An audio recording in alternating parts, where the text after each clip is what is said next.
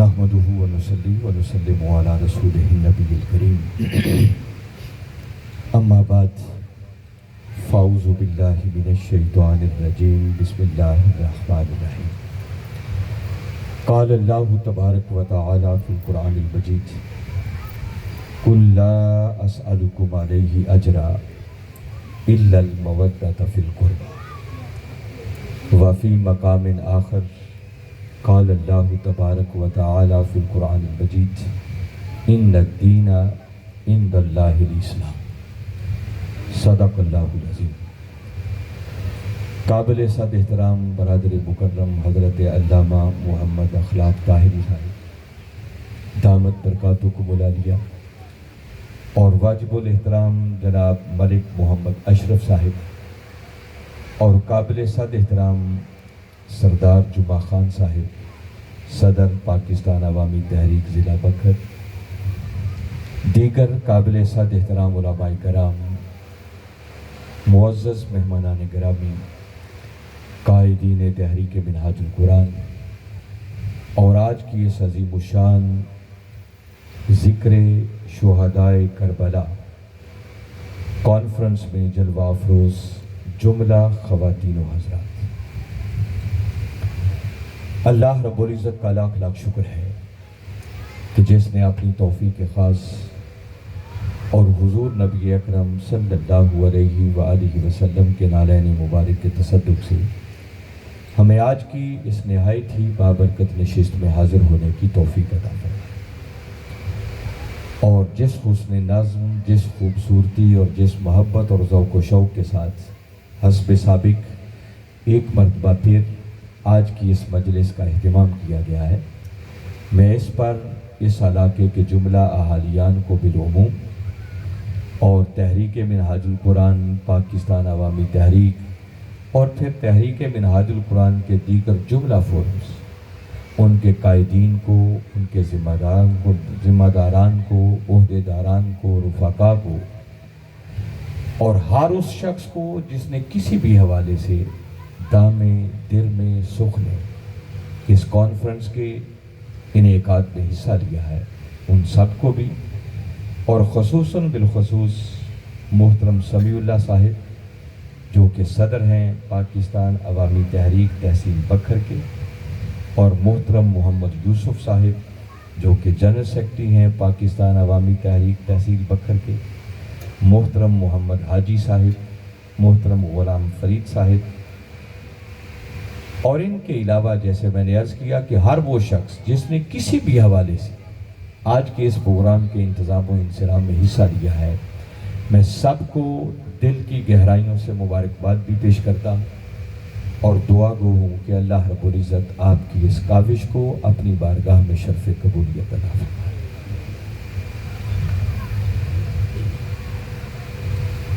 حاضرین مکرم، سچی بات یہ ہے کہ آج جس دور سے ہم گزر رہے ہیں،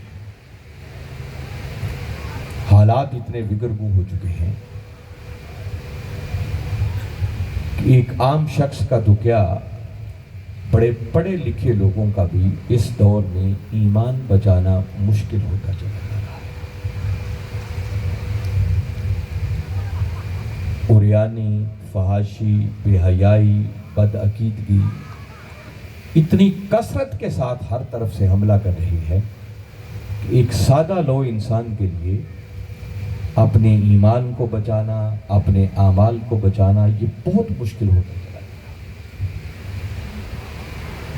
دیکھیے ایک دور ہوتا تھا جب ہر شخص کا ہر مکتب فکر کا عالم دین اپنی مسجد میں آ کر تقریر کرتا تھا، کوئی ان کی مسجد میں جاتا تھا، جا کر سنتا تھا تو پھر اس سے کوئی اثر لیتا تھا، مگر حالات اتنی تیزی سے چینج ہوئے ہیں اور زمانہ اتنا تیزی سے بدلا ہے کہ اب وہ دور پیچھے رہ گیا ہے۔ اب کوئی چیز کسی مسجد میں بند نہیں رہی، بلکہ ہر چیز اس موبائل، ٹیلی فون اور سوشل میڈیا پر آئی۔ ہر مکتب فکر کا شخص سوشل میڈیا پر اپنی گفتگو کو اپلوڈ کر دیتا ہے اور آپ اسے خوش قسمتی کہیں یا بد قسمتی کہیں کہ ہر نوجوان کے ہاتھ میں موبائل ٹیلی فون۔ اب آپ کسی کو پابند نہیں کر سکتے کہ کس کو سننا ہے اور کس کو نہیں سننا۔ پھر اگلی بھی ایک بات عرض کر رہا ہوں کہ اگر ہر مکتب فکر کے صرف پڑھے لکھے لوگ اس سوشل میڈیا پر ہوتے نا تو تب بھی خیر تھا، نقصان نہیں تھا۔ ظلم اس وقت ہوا ہے کہ جب ہر وہ شخص جس کو دین کی الف بے کا بھی پتہ نہیں ہے نا، وہ بھی اسکالر بن کے سوشل میڈیا پہ بیٹھ گیا۔ اس کو جو اوٹ پٹانگ آتا ہے وہ بند کمرے میں بیٹھ کر ریکارڈنگ کرتا ہے اور اس کو سوشل میڈیا پر چڑھا دیتا ہے۔ اگر آپ کسی نوجوان کو منع کریں گے کہ بیٹے فلاں کو سننا ہے فلاں کو نہیں سننا، تو وقتی طور پر وہ آپ کی بات تو سن لے گا، مگر رات کو جب بستر پر تنہائی میں جا کے لیٹے گا تو سب سے پہلے اسی کو سنے گا جس سے آپ نے سننے سے منع کیا۔ آپ جس سے روکیں گے وہ اسی کو لازمی سنے گا۔ ایسے حالات کے اندر اگر والدین نے اپنی آنکھیں نہ کھولی، اساتذہ نے اپنا کردار ادا نہ کیا، علماء نے اپنا رول پلے نہ کیا، اور ایسی محافل کے منتظمین نے اپنا کردار ادا نہ کیا، اور ہم نے اپنی نوجوان نسل کے عقیدے کے تحفظ کے لیے، ان کی تربیت کے لیے سامان فراہم نہ کیا، تو یاد رکھیں آنے والے دنوں میں نوجوان نسل کے ایمان بچانا بھی مشکل ہے۔ بہت خطرناک دور میں ہم داخل ہیں، اور بدقسمتی یہ ہے اللہ ماشاءاللہ جو اچھی محافل ہیں وہ ہیں، ان کا انکار نہیں۔ اچھے علماء کی کمی نہیں ہے، اچھی محافل کی کمی نہیں ہے، مگر اکثر و بیشتر جو میں دیکھتا ہوں، دن رات ایسی محافل سے میرا واسطہ رہتا ہے، آج دین کے نام پر سجنے والی محافل کا مقصد سوائے تفریح تباہ کے اور کچھ نہیں رہا۔ لوگ وقتی طور پر انجوائے کرنے حظ لینے آتے ہیں کہ چلے محفل میں جاتے ہیں، دیکھتے ہیں علامہ صاحب آئیں گے، وہ کتنی زور زور سے بولتے ہیں، ان کی سر کیسی ہے، دوسروں کو برا بلا کتنا کہتے ہیں، لطیفے اور چٹکلے کتنے سناتے ہیں۔ بس اس طرح کی باتوں کا ذوق لے کر آتے ہیں، اور جب ذوق ایسا لے کر آئیں گے تو سنانے والے نے بھی وہی کہنا ہے جو سننے والے مجمع کے لوگ بھی جا رہے ہیں۔ اس کو کیا ضرورت ہے کہ ایسی بات کرے جس کو لوگ سننا پسند ہی نہیں کرتے؟ وہ ایسی باتیں کرے گا جس سے لوگ جذبات میں آئیں، پھر پیسے پھینکیں، لوگ نعرے لگائیں۔ وہ ایسی باتیں کریں گے اور کر کے اپنا وقت پاس کر کے چلے گا۔ اس لیے میں نے عرض کیا ہے کہ حاضرین مکرم، آپ ٹھنڈے دل سے کبھی سوچیں، کبھی غور کریں کہ ہماری نسلوں کی تربیت کے لیے آج سامان بچا کیا ہے۔ اولادوں کی تربیت کے لیے پہلی درسگاہ وہ ماں کی گود ہے، پھر گھر کا ماحول ہوتا ہے، اس کے بعد پھر ہمارے سکولز ہیں، کالجز ہیں، یونیورسٹیز ہیں، اور ان کے بعد پھر اس طرح کی محافل اور مجالس بچتی ہیں۔ اور میں اگر اپنا انالیسس اور تجزیہ آپ کو دوں تو حقائق یہ ہیں کہ ماں کی گود، گھر کا ماحول، اور ہمارے سکول، کالجز اور یونیورسٹیز جہاں سے بچوں کی تربیت کا سامان ملنا تھا، یہ تینوں سٹیجز اور تینوں ادارے کلیتاً اس وقت فلاح۔ ایسی مائیں ڈھونڈنے سے بھی نہیں ملتی کہ جو کبھی اپنے بچوں کو قرآن کی لوریاں دے دے کر پروان چڑھائے۔ گھروں کا ماحول خال خال کہیں رہ گیا ہے کہ جس ماحول کے اندر بچوں کو دینی تربیت بھی آج کے دور میں ملتی ہے۔ اور یونیورسٹیز، کالجز اور سکولز، وہاں تو دین صرف نام کے طور پر رہ گیا ہے، باقی حقیقی دین وہاں پر موجود نہیں۔ باقی بچتی ہیں ہماری یہ محافل اور مجالس۔ اگر ان کو بھی ہم نے منظم نہ کیا اور ان کو اپنے بچوں کے لیے تربیت گاہیں نہ بنایا تو ہماری آنے والی نسلوں کا پھر اللہ ہی حافظ ہوگا. ان کا عقیدہ کیسے بچے گا، ان کا عمل کیسے سنورے گا، اس پر ہم سب کو مل جل کر بیٹھ کر سوچنے کی ضرورت ہے. ہم نے کبھی اس پر انالیسس نہیں کیا، تجزیہ نہیں کیا کہ ہم لاکھوں روپے لگا کر محافل کرتے ہیں، مجالس کرتے ہیں، مگر اینڈ پر کبھی ہم نے یہ سوچنے کی زحمت ہی گوارا نہیں کی ہے کہ ہم نے لاکھوں روپے لگا کر یہ مجلس کی، جلسہ کیا، اس جلسے سے ہمارے بچوں کی تربیت کا سامان کتنا ملا، ان کا عقیدہ کتنا سنورا، ان کے عمل کے سنورنے کا کتنا سامان ہے. ادروائز آپ دیکھیں آج دنیا اتنی سمجھدار ہو گئی ہے کہ کسی نے معمولی سی بھی انویسٹمنٹ کہیں کرنی ہونا تو وہ کرنے سے پہلے سوچتا ہے کہ مجھے یہاں سے ملے گا. واحد یہ دین کے نام پر سجنے والی محافل ہیں کہ جن کا کوئی پرسان حال ہی نہیں. اس لیے میں پھر یہ درد بھرا پیغام آپ کو بتا رہا ہوں کہ آنکھیں کھولنے کی ضرورت ہے. اگر آج ہماری نسلوں کے عقیدے نہ بچے، ان کے ایمان نہ بچے، ان کا عمل نہ سنورا، تو یاد رکھیں والدین بریو ذمہ نہیں ہوں گے. قیامت والے دن ہر ایسے والد کا گریبان پکڑ کر جو جوڑا جائے گا جس کی اولاد راہ راست پر نہیں. والدین اپنے بچوں کے ذمہ دار ہیں، اس لیے ہمیں اپنی آنکھیں کھول کر اپنے بچوں کی تربیت کا سامان کرنے کی کوشش کرنی چاہیے. اگر کہیں ایسی محافل، ایسی مجالس آپ کو میسر آ جائیں جہاں صحیح معنوں میں کوئی تربیت کی بات ہوتی ہو تو اپنی اولادوں کو ساتھ لے کر آئیں، اپنے بچوں کو خود اپنے ساتھ لے کر آئیں، اپنی فیملیز کو ساتھ لے کر آئیں. میں بارے دیگر مبارکباد دوں گا منتظمین کو کہ جہاں مردوں کے لیے اہتمام ہے وہاں پیرلل اسی طرح خواتین کے لیے بھی ہے. اور میں اندازہ کر رہا ہوں کہ الحمدللہ خواتین کی تعداد اگر مردوں سے زیادہ نہیں ہے تو میرا خیال کم بھی نہیں ہوگی. اتنی کثیر تعداد میں خواتین بھی آج کی نشست میں شامل ہیں. اس بات پر میں پاکستان عوامی تحریک کو، تحریک منہاج القرآن کے جملہ قائدین اور ذمہ داران کو اگر کروڑوں بار بھی مبارکباد پیش کروں تو میں سمجھتا ہوں کم ہے کہ یہ وقت کے مجدد حضور شیخ الاسلام پروفیسر ڈاکٹر محمد طاہر القادری کا دیا ہوا ڈسپلن ہے کہ ہماری ہر محفل، ہر مجلس کے اندر جہاں مردوں کا انتظام ہوتا ہے وہاں پیرلل خواتین کا بھی انتظام کیا جاتا ہے تاکہ ان کو بھی تربیت کا سامان ملے. اور گھر میں اگر ایک ماں سنور جائے تو سمجھو پورا خاندان سنور جائے. اس کے لیے ہم سب کو شعوری طور پر کوشش کرنا ہے. ہمارے محترم شوکت علی مصطفی صاحب اور دیگر تحریک منہاج القرآن کے قائدین تشریف لائے، ہم سب کو ویلکم کہتے ہیں، خوش آمدید کہتے ہیں.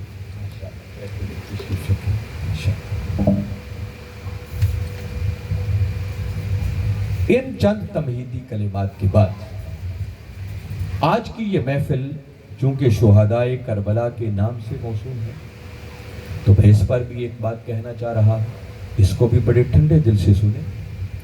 اس عنوان سے جب ہماری مجالس کا انعقاد ہوتا ہے تو بالعموم میں نے دیکھا لوگوں کا انٹرسٹ اس میں ہوتا ہے کہ ہمیں کربلا میں ہونے والی شہادتیں سنائی جائیں.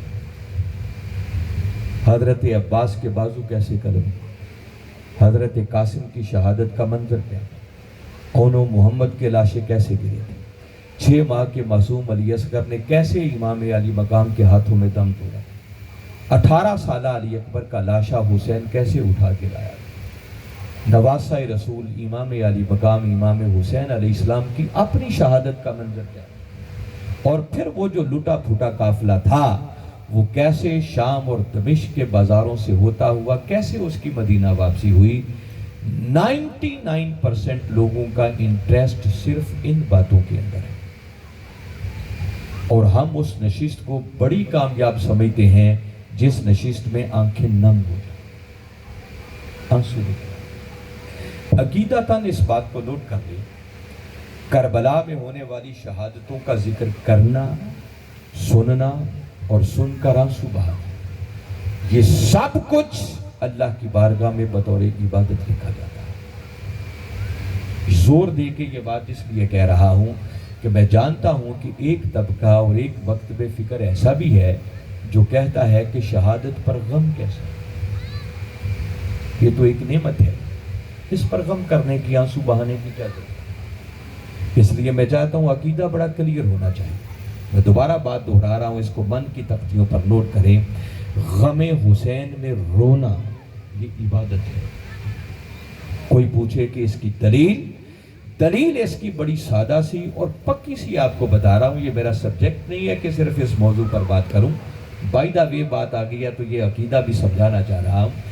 غم حسین میں رونا عبادت اس لیے ہے کہ غم حسین میں رونا یہ خود سنت مصطفیٰ ہے، اور کملی والے آقا صلی اللہ علیہ وآلہ وسلم کی سنت پر عمل کرنا ہی حقیقت میں عبادت ہے۔ عبادت کا اس کے علاوہ اور کوئی کنسپٹ نہیں۔ یہ شہادت ابھی ہوئی نہیں تھی، ہمارے آقا صلی اللہ علیہ وآلہ وسلم فقط اس شہادت کا تصور کر کے آنسو بہا دیا۔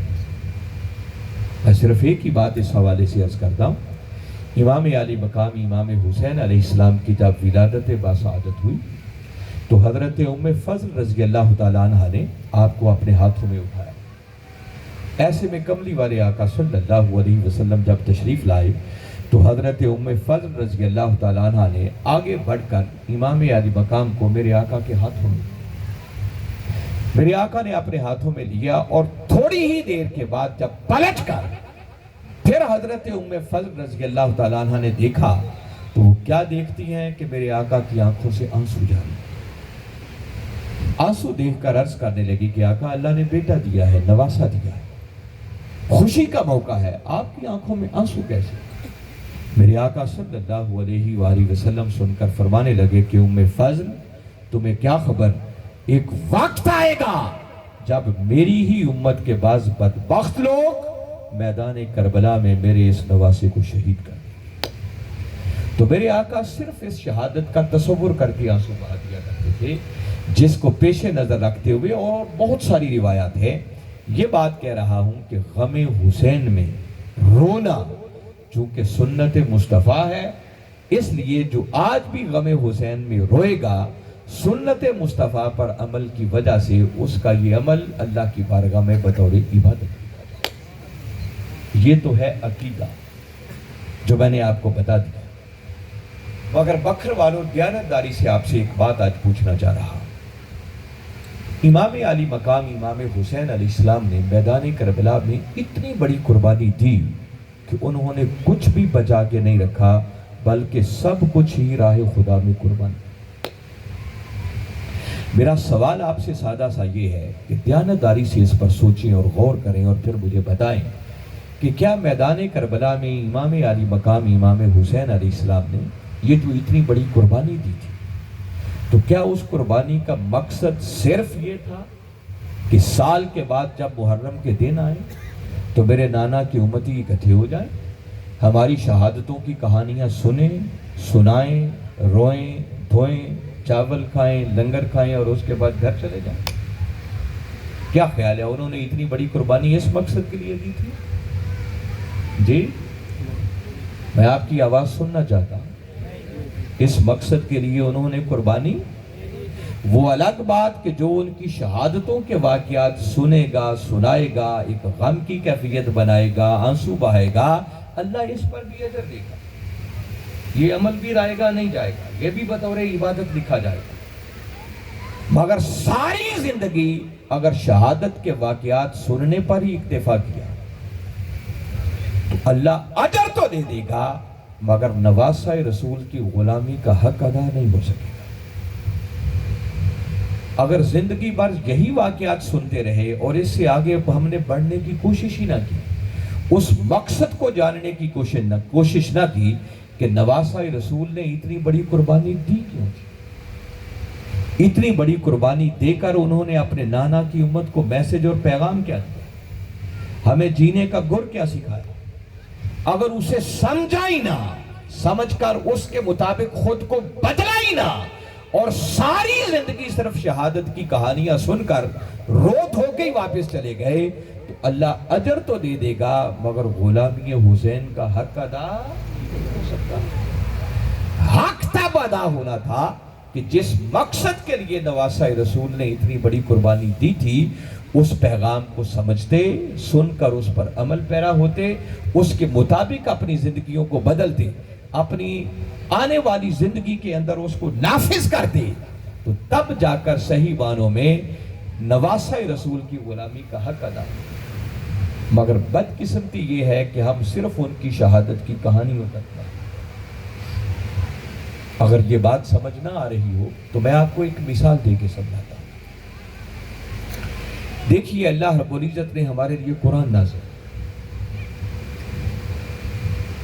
ہم نے قرآن پاک کو کیا سمجھا ہے؟ برکت کی کتاب۔ ہم اسے غلاف میں بند کر کے گھر میں اونچی جگہ پر رکھیں۔ زیادہ سے زیادہ ہمارا تعلق قرآن پاک سے کتنا رہ گیا ہے؟ جھگڑا ہو جائے تو قسم اٹھانے کے لیے، بیٹی کو رخصت کرنا ہو تو قرآن سے نیچے گزارنے کے لیے قرآن کو لے آئے، اور اگر کوئی مر جائے تو پھر قرآن پڑھ پڑھ کے اس کو ایصال ثواب۔ اس بات میں کوئی شک نہیں ہے کہ جانے والوں کو اگر قرآن پڑھ کر اس کا ثواب ایصال کریں تو ان کو فائدہ پہنچتا ہے۔ بیٹی کو قرآن کے نیچے سے رخصت کریں گے تو اللہ اس کی بھی برکت عطا کرے گا۔ گھر میں خالی قرآن پڑھا بھی رہے تو پڑھے رہنے کی بھی برکت ہے، اس میں کوئی شک نہیں ہے، مگر ذرا ایک لمحے کے لیے ٹھنڈے دل سے سوچیں کہ کیا اللہ نے قرآن صرف انہی مقاصد کے لیے نازل کیا؟ اللہ نے تو قرآن اس لیے نازل کیا تھا تاکہ اس قوم کو، اس امت کو زندگی گزارنے کا دستور ملے، ان کو نظام ملے کہ زندگی کیسے گزارنا ہے، اور زندگی بھر اگر صرف قرآن سے برکت ہی حاصل کرتے رہے، طوطے کی طرح رٹ کر صرف پڑھتے ہی رہے اور اس قرآن کو سمجھنے کی زحمت ہی نہ کی اور سمجھ کر اس کے مطابق اپنی زندگی کو بدلا ہی نہ، بس صرف برکت اور خالی تلاوت تک ہی محدود رہے، تو خالی تلاوت پر بھی اللہ اجر تو دے دے گا مگر قرآن کی تلاوت کا صحیح معنوں میں حق ادا نہیں ہو سکتا۔ یہ بات باری تعالیٰ نے قرآن پاک میں فرمائی جو میں بات کر رہا ہوں۔ آپ کبھی سورہ بقرہ کو پڑھیں، قرآن پاک کا دوسرا سورہ ہے، اس کی آیت نمبر 121 ہے۔ باری تعالیٰ نے ارشاد فرمایا الذین آتیناہم الکتاب، فرمایا وہ لوگ جنہیں ہم نے کتاب عطا کی، جنہیں ہم نے قرآن عطا کی، یتلونہ حق کا تلاوت، پھر وہ اس قرآن کی تلاوت یوں کرتے ہیں جیسے اس کی تلاوت کرنے کا حق ہوتا ہے۔ ایگزیکٹ قرآن کے لفظوں پر غور کریں، خالی تلاوت نہیں، یتلونہ حق کا تلاوت، پھر وہ اس کی تلاوت یوں کریں جیسے اس کی تلاوت کرنے کا حق ہوتا ہے۔ فرمایا وہ جو اس کی تلاوت کا حق ادا کرتے ہیں ان کے لیے حسر کے انداز میں اعلان کیا اولئک یؤمنون بہ، فرمایا حقیقت میں یہی وہ خوش نصیب ہیں جن کا قرآن پر ایمان قبول کیا جائے، جو اس قرآن پر ایمان لاتے ہیں۔ فرمایا وہ صرف یہی لوگ ہیں جو اس قرآن کی تلاوت یوں کریں جیسے تلاوت کرنے کا حق ہوتا ہے۔ اور ہم ٹھنڈے دل سے ذرا اپنے احوال کا جائزہ لیں، قرآن کی تلاوت کا حق ادا کرنا تو بڑی دور کی بات، ہم تو وہ ہیں جو سرے سے تلاوت کرتے ہی کوئی نہیں۔ کئی مہینے گزر جاتے ہیں قرآن کی زیارت بھی نصیب نہیں، ہماری زندگیاں بیت جاتی ہیں، وہ چند صورتیں بھی ہمیں صحیح تلفظ کے ساتھ نہیں آتی جو ہم نے ہر روز نماز میں تلاوت کرنا ہوتا۔ اور جن خوش نصیبوں کو قرآن پڑھنا آ جاتا ہے، ذرا سوچیں ان میں سے پھر وہ کتنے بچتے ہیں کہ جو قرآن کو پڑھیں تو انہیں سمجھ بھی آتی ہے کہ اس قرآن کے اندر لکھا کیا۔ یہ الگ بات کہ جو شخص خالی ناظرہ قرآن پاک کی تلاوت کرے گا، میرے آقا نے اعلان فرمایا اس خوش نصیب کو بھی ایک ایک حرف پر اللہ تعالیٰ 10 نیکیاں عطا فرمائے۔ تو جس نے خالی تلاوت کی اجر تو مل گیا، مگر دیانتداری سے بتائیں قرآن کی تلاوت کا حق ادا ہوا؟ حق کیسے ادا نہیں ہونا؟ حق ادا کرنے کے لیے، اب اس کی تفصیل میں تو نہیں جاتا، میں نے تو صرف سمجھانے کے لیے یہ مثال دی ہے، تلاوت کا حق ادا کرنے کے لیے ضروری ہے کہ اس قرآن سے محبت ہو، اس قرآن کا ادب ہو، پھر ہر روز بلا ناغہ اس قرآن کی تلاوت کو اپنا معمول بنایا جائے، پھر اس قرآن کی سماعت کا ذوق پیدا کیا جائے۔ کبھی 5 7 10 دوست آپس میں مل بیٹھے، جو اچھا قرآن پڑھنے والا ہو اسے کہیں بھئی آپ قرآن کی تلاوت کریں، ہم سارے قرآن کو سن لیں۔ پھر قرآن بھلے 2 آیتیں پڑھیں مگر اس کو ترجمے کے ساتھ پڑھیں، اس کی ڈیپتھ اور گہرائی میں اتر کر پڑھیں کہ یہاں باری تعالیٰ نے مجھے زندگی گزارنے کا نظام کیا دیا، اور پھر جتنی سمجھ آ جائے اس سمجھ کے مطابق خود کو بدلیں، اس سمجھ پر عمل پیرا ہوں۔ یہ سارے تقاضے پورے ہوں تو تب جا کر قرآن کی تلاوت کا حق ادا ہوتا ہے، اور باری تعالیٰ اعلان کر رہے ہیں کہ تلاوت کا حق ادا ہوگا تو تب اس قرآن پر تمہارا ایمان بھی مانا جائے، ورنہ خالی زبان سے کروڑ مرتبہ بھی کہتے پھریں تو تمہارے ایمان کا کوئی اعتبار نہیں۔ جس طرح خالی قرآن پر پڑھنے سے اجر ملے گا مگر قرآن کی تلاوت کا حق ادا نہیں ہوگا، بس اسی طرح سمجھیں کہ جو سلوک ہم نے قرآن کے ساتھ کیا وہی سلوک نواسہ رسول کے ساتھ کیا۔ ہم کیا کرتے ہیں، بس سال کے بعد ان کی شہادت کا دن آیا تو اہل بیت کے نام کا ایک جلسہ کرتے ہیں، ان کی شہادتوں کے واقعات سناؤ، رو دو کے گھر جائیں، اجر اللہ دے دے گا، یہ آپ کی محافل رائے گا نہیں جائیں گی، ثواب ملے گا، مگر نواسہ رسول کی غلامی کا حق ادا نہیں ہو سکتا۔ ان سے محبت کا حق تب ادا ہونا تھا کہ جو پیغام دیا ہے اس پیغام کو من میں اتار کر پھر اس پر عمل پیرا۔ میں اس بات کو سمجھانے کے لیے آپ کو پہلے ایک قرآن کی دلیل دے لوں، اور پھر آج کی نشست میں مجھے 2 پہلوؤں پر گفتگو کرنی ہے۔ انشاءاللہ میرے مولا نے چاہا تو جس محبت اور اخلاص کے ساتھ ہمارے ساتھیوں نے آج کی اس محفل کا اہتمام کیا ہے، آپ کچھ لے کر جائیں گے، کچھ دے کر نہیں جائیں گے، مگر سنیں ذرا ضبط اور تحمل کے ساتھ۔ یہ جتنی بات میں کر رہا ہوں میں اس پر ایک قرآن کی نص آپ کو دینا چاہتا ہوں۔ بڑی معروف آیت کریمہ ہے، آپ نے اکثر سنا ہوگا، باری تعالیٰ نے قرآن پاک میں اعلان فرمایا، کل محبوب ذرا اپنی میٹھی میٹھی زبان سے اعلان کر دو، ان کنتم تحبون اللہ، کہ لوگوں اگر اللہ سے محبت کرتے ہو تو کیا کرو، فاتبعونی، آؤ پہلے مجھ مصطفیٰ کی اتباع کرو، پہلے میرے نقش قدم پر چلو، پہلے میری غلامی کا پٹا اپنے گلے میں ڈالو، پہلے میرے قدموں کے نشانوں کو اپنا قبلہ اور کعبہ بناؤ، پہلے میری اتباع، میرے رنگ میں خود کو رنگو۔ اب دیکھیے اللہ یہ تو کہہ نہیں سکتا کہ اگر مجھ سے محبت کرتے ہو تو میری اتباع کرو، کیوں؟ کیونکہ اللہ ہماری طرح کا عمل کرنے سے پاک ہے، اللہ عمل نہیں کرتا۔ اس نے جو احکامات دیے ہیں ان اعمال کا عملی پیکر اگر دیکھنا ہے تو اس نے ذات محمد مصطفیٰ کو دیکھا۔ وہ کہتا ہے محبوب ذرا انہیں بتا دو کہ اگر اللہ کی محبت کے دعوے دار ہو اور اللہ سے محبت کرتے ہو تو تمہاری محبت کا دعویٰ سچ تب ہوگا، آؤ پہلے مجھ مصطفیٰ کی اتباع کرو، اپنے آپ کو میرے رنگ میں رنگو، اور اس کا نتیجہ کیا نکلے گا؟ فرمایا پہلے تم اللہ سے محبت کے دعوے دار تھے، معلوم نہیں تمہارا دعویٰ وہ قبول ہوتا تھا یا نہیں ہوتا تھا، مگر جب میرے مصطفیٰ کی اتباع میں آ جاؤ گے تو فرمایا محبوب انہیں بتاؤ پھر تم اللہ کے محب نہیں رہو گے بلکہ اللہ خود تمہیں اپنا محبوب بنا دے۔ سیم اس بات کو پیش نظر رکھتے ہوئے میں کہنا چاہ رہا ہوں کہ آج کے اس جلسے میں آنے والوں اگر اہل بیت سے محبت کرتے ہو تو اہل بیت کی محبت کا تقاضا یہ ہے کہ پھر ان کے نقش قدم پر چلو، ان کے رنگ میں خود کو رنگو، ان کی قربانیوں کے مقصد کو سمجھو، اپنی زندگی کے اندر اس کو نافذ کرو۔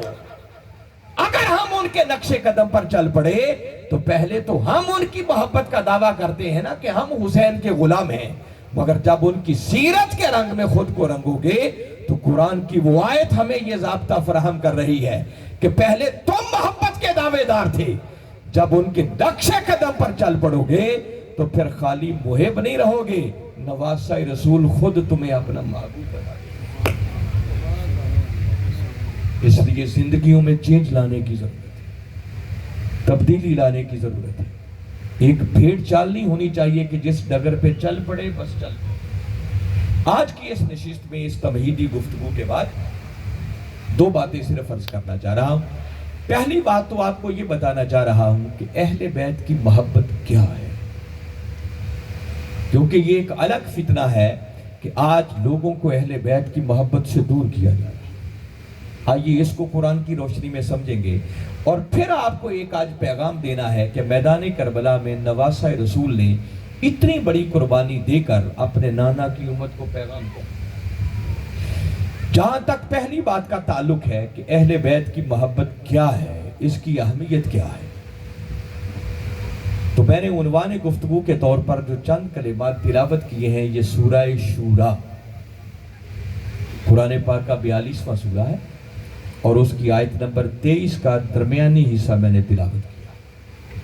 اس آیت کریمہ کو آپ نے بارہا سنا ہوگا، مگر میں توقع کرتا ہوں کہ انشاءاللہ امید کرتا ہوں اللہ اور اس کے رسول کی بارگاہ سے کہ اگر آپ توجہ سے سنیں گے تو آج بڑی اہم چیزیں چند آپ کے سامنے عرض کریں۔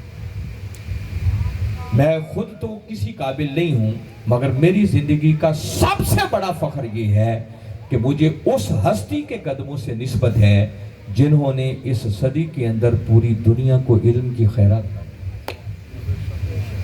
اس نسبت کے بھروسے پر عرض کر رہا ہوں کہ انشاءاللہ کچھ دے کر نہیں جائیں گے، کچھ لے کر جائیں گے۔ باری تعالیٰ نے اس مقام پر اپنے محبوب مکرم صلی اللہ علیہ وآلہ وسلم سے ارشاد فرمایا، کل محبوب ذرا آپ اپنی میٹھی میٹھی زبان سے جائیں، کیا لا اسألکم علیہ اجرا، محبوب نے بتا دو کہ لوگوں یہ جو میں نے تبلیغ رسالت کا فریضہ انجام دیا ہے، تم تک اللہ کا پیغام پہنچایا ہے، اس کے لیے مصیبتیں اٹھائی ہیں، مصائب و آلام کا سامنا کیا ہے، کبھی میرے راستے میں کانٹے بچھائے گئے ہیں، کبھی طائف کی وادیوں میں پتھر کھائے ہیں، کبھی جنگیں لڑنا پڑی ہیں، کبھی دندان مبارک شہید ہوئے ہیں، کبھی رخسار مبارک زخمی ہوئے ہیں۔ فرمایا اس کے لیے میں نے جو جد و جہد کی، جو محنت کی، جو تگودو کی، اس پر تم سے کوئی اجر، کوئی معاوضہ نہیں چاہتا۔ تو پھر اِلَّا الْمَوَدَّةَ فِي الْقُرْبَى، محبوب ہاں انہیں بتا دو کہ اس پر تم سے کوئی اجر، کوئی معاوضہ نہیں چاہیے، ہاں اگر میری وفاؤں کا صلہ دینا چاہتے ہو، میری غلامی کا حق ادا کرنا چاہتے ہو، تو تقاضا صرف ایک ہے کہ پھر میری قرابت سے محبت رکھنا۔ جیسے ہی یہ آیت کریمہ نازل ہوئی، صحابہ کرام نے پہلی مرتبہ آقا کی زبان اقدس سے یہ آیت کریمہ سنی تو موقع پاری کچھ صحابہ کرام نے آقا کی بارگاہ اقدس میں ایک سوال اور عرض کرنے لگے کہ یا رسول اللہ صلی اللہ علیہ وسلم، من قرابتک ہؤلاء الذین وجبت علینا مودتہم، عرض کرنے لگے کہ اللہ کے رسول ذرا ارشاد فرمائیے کہ وہ آپ کی قرابت جن کی محبت اللہ نے اس آیت کے ذریعے ہمارے اوپر واجب کر دی ہے، اس قرابت سے مراد کون لوگ؟ وہ کون کا جواب دینے سے پہلے آپ کو اہم بات کی طرف متوجہ کر رہا ہوں۔ صحابہ کرام رضوان اللہ علیہم اجمعین کا سوال بتا رہا ہے کہ جیسے ہی انہوں نے آیت کریمہ سنی، آیت کریمہ کا انداز دیکھا، اس کے تیور دیکھے، آیت کریمہ کا لب و لہجہ دیکھا، تو آیت کریمہ سنتے ہی ایک بات صحابہ کرام کو سمجھنے میں کوئی دقت پیش نہیں، چونکہ وہ عربی لوگ تھے، قرآن عربی زبان میں نازل ہو رہا تھا، اور جب اپنی زبان میں بات ہو رہی ہو تو بات کے سمجھنے میں کوئی دقت، دیکھو نا یہی آیت میں نے آپ کے سامنے پڑھی ہے، مگر اس آیت کو سن کر سب کو سمجھ نہیں آئی کہ اس آیت کا مطلب کیا ہے، مگر جتنی باتیں میں اردو زبان میں آپ سے کر رہا ہوں وہ فوراً آپ کے ذہن میں بیٹھتی چلی جا رہی ہے۔ سیم اسی طرح آپ سمجھے کہ چونکہ وہ عربی لوگ تھے، قرآن عربی زبان میں اترا، تو جس انداز سے آیت کریمہ اتری، جو قرآن کا لب و لہجہ تھا اس مقام پر، اس کو دیکھتے ہی صحابہ کرام نے ایک نتیجہ فوری اخذ کر لیا، اور پہلا نتیجہ انہوں نے یہ اخذ کیا کہ آیت کریمہ زبان حال سے اعلان کر رہی ہے کہ کچھ ہستیاں ہیں جن کی محبت اللہ نے اس آیت کے ذریعے اب ہمارے اوپر واجب کر دی۔ کیا کر دی ہے؟ یہ ان کے سوال کے اندر لفظ ہے، من قرابتک ہؤلائی الذین وجبت علینا مودتہم، یہ جو وجبت کا لفظ ہے یہ صحابہ استعمال کر رہے ہیں۔ آقا وہ کون ہستیاں ہیں جن کی محبت اس آیت کے ذریعے ہمارے اوپر واجب ہو؟ تو صحابہ کرام کا یہ کہنا کہ کچھ ہستیوں کی محبت واجب ہو گئی ہے، یہ بات سمجھنے میں انہیں کوئی دقت پیش نہیں آئی، بڑی آسانی سے سمجھ۔ اگلی دلچسپ بات یہ بتانا چاہ رہا ہوں کہ اگر صحابہ کرام کا یہ نتیجہ غلط ہوتا، معاذ اللہ، اور انہیں قرآن سے غلط سمجھا ہوتا کہ کچھ لوگوں کی محبت ہمارے اوپر واجب ہو گئی ہے، تو جیسا ہی میرے آقا نے سوال کیا تھا، چاہیے یہ تھا کہ میرے آقا اگلی بات کا جواب بعد میں دیتے، پہلے ان کے اس کنسیپٹ کی اصلاح کرتے،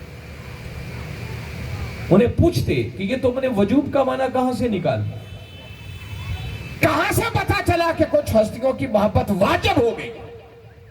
مگر حدیث مبارکہ کو پڑھیں، اس سوال کے بعد آقا نے اس گوشے پر کوئی تبصرہ ہی نہیں کیا، کوئی بات ہی نہیں کی، کوئی کومنٹ ہی نہیں کیا، آقا نے خاموشی اختیار کی۔ اور ایک اصولی بات ذہن میں بٹھا لو کہ اگر نبی کے سامنے کوئی عمل کیا جائے، کوئی بات کہی جائے اور نبی خاموش رہے، تو نبی کا خاموش رہنا اس قول اور اس فعل کے حق ہونے کی دلیل بن جاتی۔ تو جب آقا نے اس بات پر تبصرہ ہی نہیں کیا، تو آقا کا اس بات پر خاموش رہنا یہ اس بات کی دلیل بن گئی کہ میرے صحابیوں، پہلی بات جو تم نے سمجھی ہے کہ کچھ ہستیوں کی محبت تم پر واجب ہو گئی، یہ نتیجہ تم نے درست اخذ کیا۔ میں آج قرآن کی روشنی میں 2 + 2 4 کی طرح سمجھانا چاہ رہا ہوں اہل بیت کی محبت کیا ہے۔ پہلے صحابہ نے اخذ کیا اور آقا نے خاموشی اختیار کر کے ان کے اس نتیجے پر مہر تصدیق ثابت کر دی کہ تم نے جو سمجھا ہے درست سمجھا۔ اب سمجھ صحابہ کرام کو یہ نہیں آ رہی تھی کہ وہ ہستیاں ہیں کون، کیونکہ قرآن پاک میں نام نہیں آئے تھے، صرف قرابت کا لفظ تھا۔ یہ جاننا چاہ رہے تھے کہ آقا یہ فرمائیں وہ ہیں کون جن کی محبت اللہ نے ہمارے اوپر واجب کر دی۔ اس کا جواب میرے آقا صلی اللہ علیہ وآلہ وسلم نے دیا کہ میرے غلاموں، وہ میری قرابت جن کی محبت اس آیت کے ذریعے اللہ نے تمہارے اوپر واجب کر دی ہے، فرمایا ان سے مراد علی و فاطمہ و ابناہما، فرمایا ان سے مراد علی، فاطمہ اور ان کے بیٹے حسن اور حسین علیہ۔ آقا نے جواباً صرف 4 ہستیوں کا نام۔ اب آقا کی اس جواب کے بعد اگر آیت کریمہ کے ترجمے کو دوبارہ پڑھیں تو باری تعالیٰ ارشاد فرما رہے ہیں، محبوب ذرا اپنی میٹھی میٹھی زبان سے انہیں بتا دو کہ لوگوں، یہ جو میں نے تبلیغ رسالت کا فریضہ انجام دیا، تم تک اللہ کے پیغامات پہنچائے، اس کے لیے جو محنت کی، تگ و دو کی، جو کوشش کی، فرمایا اس پر تم سے کوئی اجر نہیں چاہیے، کوئی معاوضہ نہیں چاہیے، الا المودۃ فی القربى، ہاں اگر میری وفاؤں کا صلہ دینا چاہتے ہو، میری غلامی کا حق ادا کرنا چاہتے ہو، تو تقاضا صرف ایک ہے کہ پھر علی، فاطمہ، حسن اور حسین سے محبت۔ اب صحابہ کرام کے نتیجے کو سامنے رکھیں، آقا کی مہر تصدیق کو سامنے رکھتے ہوئے اب میں نچوڑ دے رہا ہوں۔ علی، فاطمہ، حسن اور حسین علیہ السلام، بکر والوں یاد رکھو، ان ہستیوں سے محبت کرنا یہ کوئی مستحب عمل نہیں ہے کہ کر لی تو ٹھیک، نہ کی تو کوئی بات نہیں۔ مستحب اس عمل کو کہتے ہیں جو کرے تو ثواب ہے، نہ کرے تو گناہ کوئی نہیں۔ یہ کان کھول کے سن لیں اور اپنے من کی تختیوں پر لکھ لیں، ان ہستیوں سے محبت کرنا مستحب عمل نہیں ہے، بلکہ ان ہستیوں کی محبت کو اللہ اور اس کی رسول نے ہمارے اوپر واجب کرا۔ اور وجوب کا لفظ بسا اوقات فرض کے معنوں میں استعمال ہوتا ہے۔ امام شافعی رحمت اللہ تعالیٰ علیہ نے تو ایسے اس عقدے کو حل اور اعلان اعلان اس بات کا اعلان کر دیا۔ ان کا ایک پورا کلام ہے، میں وقت بچانے کے لیے صرف ان کے اس کلام کا ایک ہی مصرع آپ کے گوش گزار کر رہا ہوں۔ امام شافعی رحمۃ اللہ تعالی علیہ آقا کی اہل بیت سے مخاطب ہو کر عرض کرتے ہیں، یا اہل بیت رسول اللہ صلی اللہ علیہ وسلم حبکم فرد من اللہ فی القرآن انزلہ۔ امام شافعی رحمۃ اللہ تعالی علیہ کہتے ہیں کہ اے اللہ کے رسول کی اہل بیت، اللہ نے قرآن کے ذریعے تمہاری محبت کو ہمارے اوپر فرض کر دیا۔ ان ہستیوں کی محبت خالی جائز نہیں ہے، مستحب عمل نہیں ہے، بلکہ ان سے محبت کرنا یہ اللہ اور اس کے رسول نے واجب اور فرض کر دیا۔ ان ہستیوں کی محبت کے بغیر چارہ ہی نہیں ہے، ان ہستیوں کی محبت کے بغیر گزارا ہی نہیں۔ پھر فرائض کی بھی قسمیں ہوتی ہیں۔ دیکھیں، نماز پڑھنا فرض ہے، لیکن اگر کوئی شخص نماز نہ پڑھے تو کیا خیال ہے، کافر ہو جائے گا؟ کتنے شخص ہیں جنہوں نے آج عشاء کی نماز نہیں پڑھی ہو اور ہر روز نماز نہیں پڑھتے، مگر کبھی کسی مفتی کا فتویٰ سنا کہ اس نے فتویٰ دیا ہو کہ چونکہ نماز نہیں پڑھی تو بندہ کافر ہو گیا؟ بندہ کافر نہیں ہوتا، بندہ گناہگار ہوتا ہے، اس کا حساب ہوگا، گرفت ہوگی، عذاب ملے گا، سزا ملے گی، مگر بندہ کافر نہیں ہوتا، ایمان بچا رہتا ہے۔ زکوٰۃ دینا فرض ہے، لیکن اگر کوئی زکوٰۃ نہ دے گناہگار ہوگا، سخت عذاب ملے گا، لیکن بندہ کافر نہیں ہوتا۔ مگر اس بات کو پھر من کی تختیوں پر لکھ لو کہ اہل بیت کی محبت یہ ایسا فریضہ ہے کہ ادھر سینہ اہل بیت کی محبت سے خالی ہوا، وہ بدبخت اسی وقت دائرہ ایمان سے خالی۔ تیسری کوئی کیفیت نہیں، اگر اہل بیت کی محبت سینے میں ہے تو ایمان ہے، اور اگر سینہ اہل بیت کی محبت سے خالی ہے تو یاد رکھو اس سینے میں کبھی ایمان نہیں آ سکتا۔ اس لیے کثرت سے سنی لوگ بیٹھے ہوں گے آج کی اس مجلس میں، انہیں یہ پہلا پیغام دینا چاہ رہا ہوں کہ مت سمجھا کرو کہ اہل بیت سے محبت کرنا شاید صرف شیعہ لوگوں کا کام۔ اہل بیت کی محبت یہ شیعت نہیں، یہ عین ایمان ہے۔ ایمان ملتا بھی اہل بیت کی محبت کے صلے میں ہے، اور ملا ہوا ایمان وہ بچتا بھی اہل بیت کی محبت کے صدقے سے۔ اگر اہل بیت کی محبت نہیں ہے تو سمجھو اس سینے میں ایمان نہیں آ سکتا۔ اس لیے اہل بیت کی محبت میں جینا سیکھو اور اہل بیت کی محبت میں مرنا سیکھو۔ اس محبت کے بغیر چارہ ہی نہیں ہے، گزارا ہی نہیں ہے۔ بس میں اب یہ آیت کریمہ ایسی ہے کہ صرف اسی آیت کریمہ پر اگر میں گفتگو کرتا جاؤں تو 2-3 گھنٹے گفتگو کرنا تو مجھ جیسے طالب علم کے لیے کوئی مشکل نہیں۔ مگر میں نے آج آپ کو چونکہ اگلا ایک پیغام دینا ہے تو میں نے اس آیت کریمہ سے صرف ایک ہی بات آج آپ کے سامنے رکھی ہے کہ اہل بیت کی محبت یہ کوئی مستحب عمل نہیں ہے، بلکہ اہل بیت کی محبت کو اس آیت کے ذریعے اللہ اور اس کے رسول نے ہمارے اوپر فرض کرا۔ ادھر سینہ اہل بیت کی محبت سے خالی ہوا، اسی وقت وہ شخص دائرہ ایمان سے خالی ہوا۔ اگر کسی کے ذہن میں خیال آئے کہ صرف انہی ہستیوں سے محبت ایمان ہے، کوئی اور دلیل، تو دلیل بڑی سادہ سی ایک ہی بڑی آپ کے ذوق کو سامنے رکھتے ہوئے میں عرض کر رہا ہوں کہ آقا نے اپنی قرابت سے مراد یہ 4 ہستیاں اعلان کیا ہے۔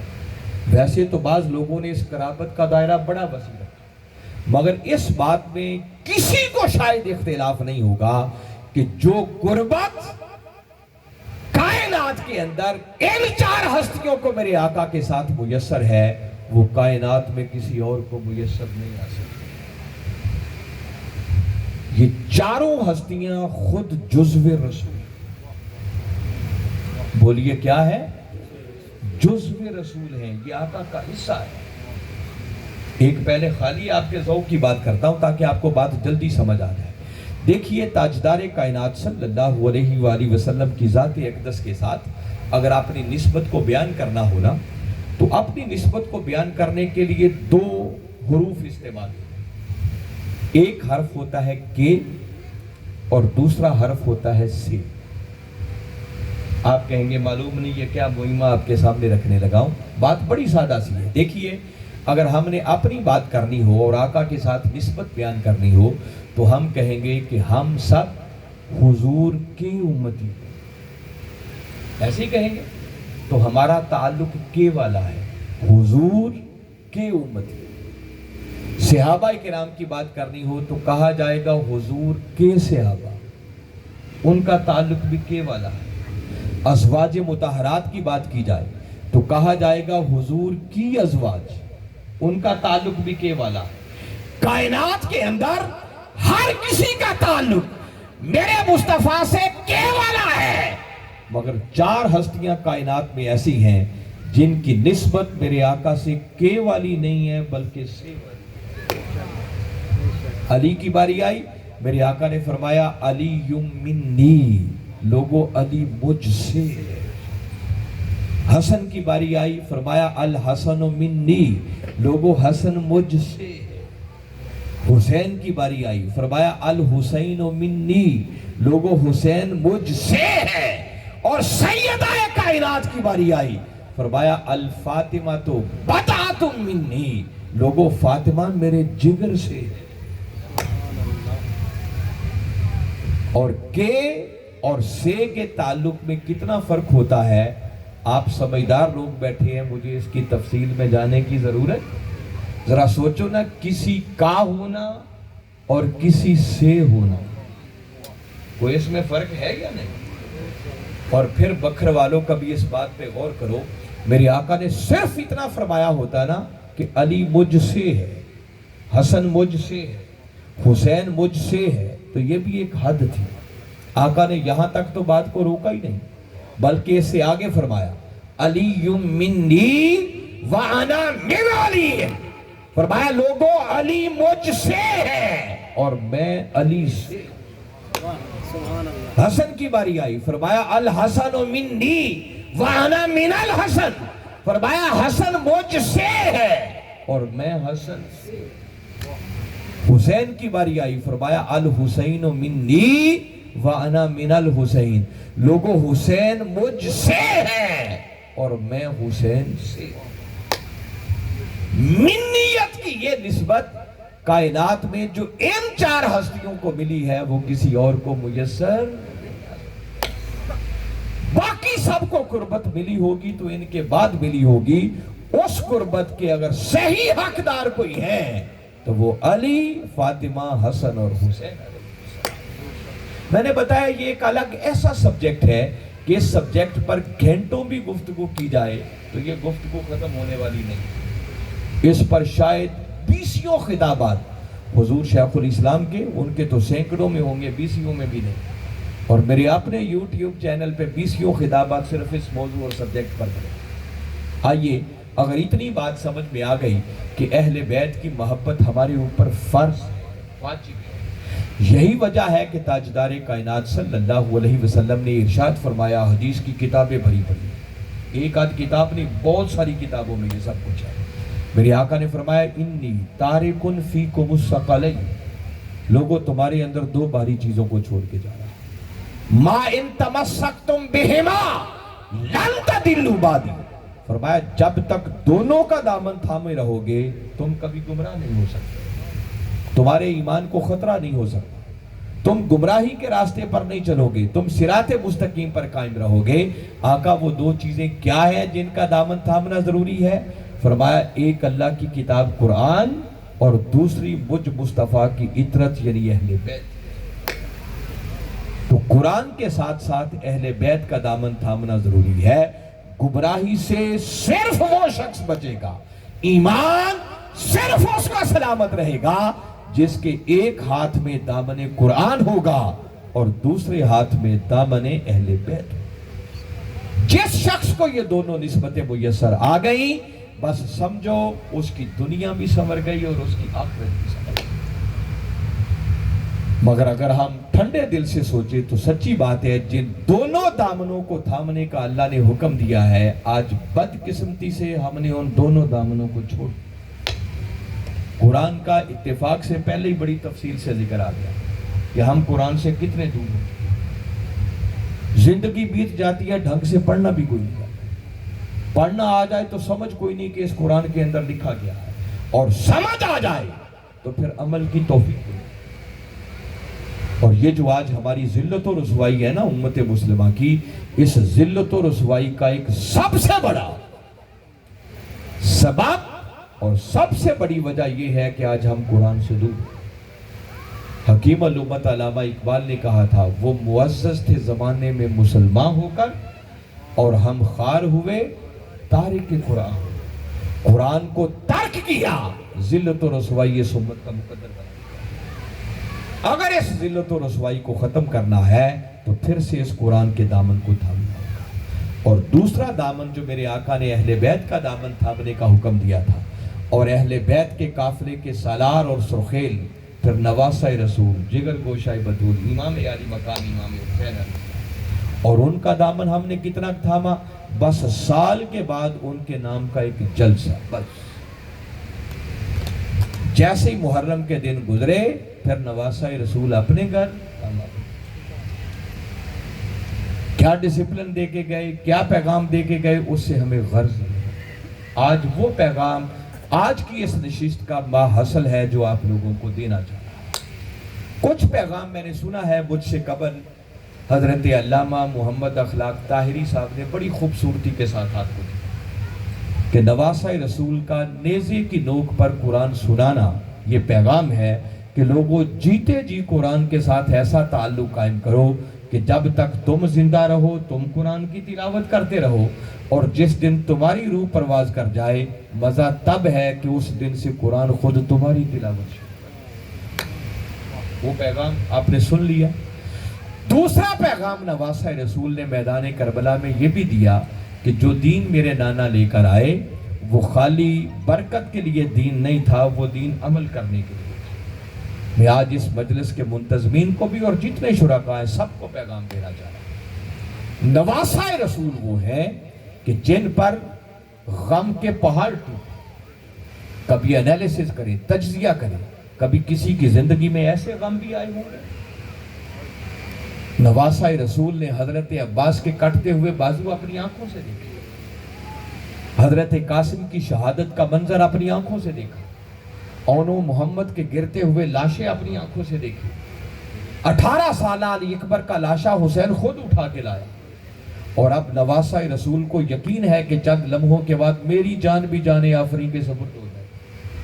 اور بکر والوں کو پھر دعوت فکر دے رہا ہوں کہ ذرا ایک لمحے کے لیے سوچیں، جب نواسہ رسول کو یقین تھا کہ ابھی میری روح بھی پرواز کر جائے گی، تو کیا وہ سوچ نہیں رہے ہوں گے کہ میری آنکھیں بند ہونے کے بعد ان مستورات اور لٹے پھوٹے قافلے کے ساتھ کیا سلوک کیا جائے گا؟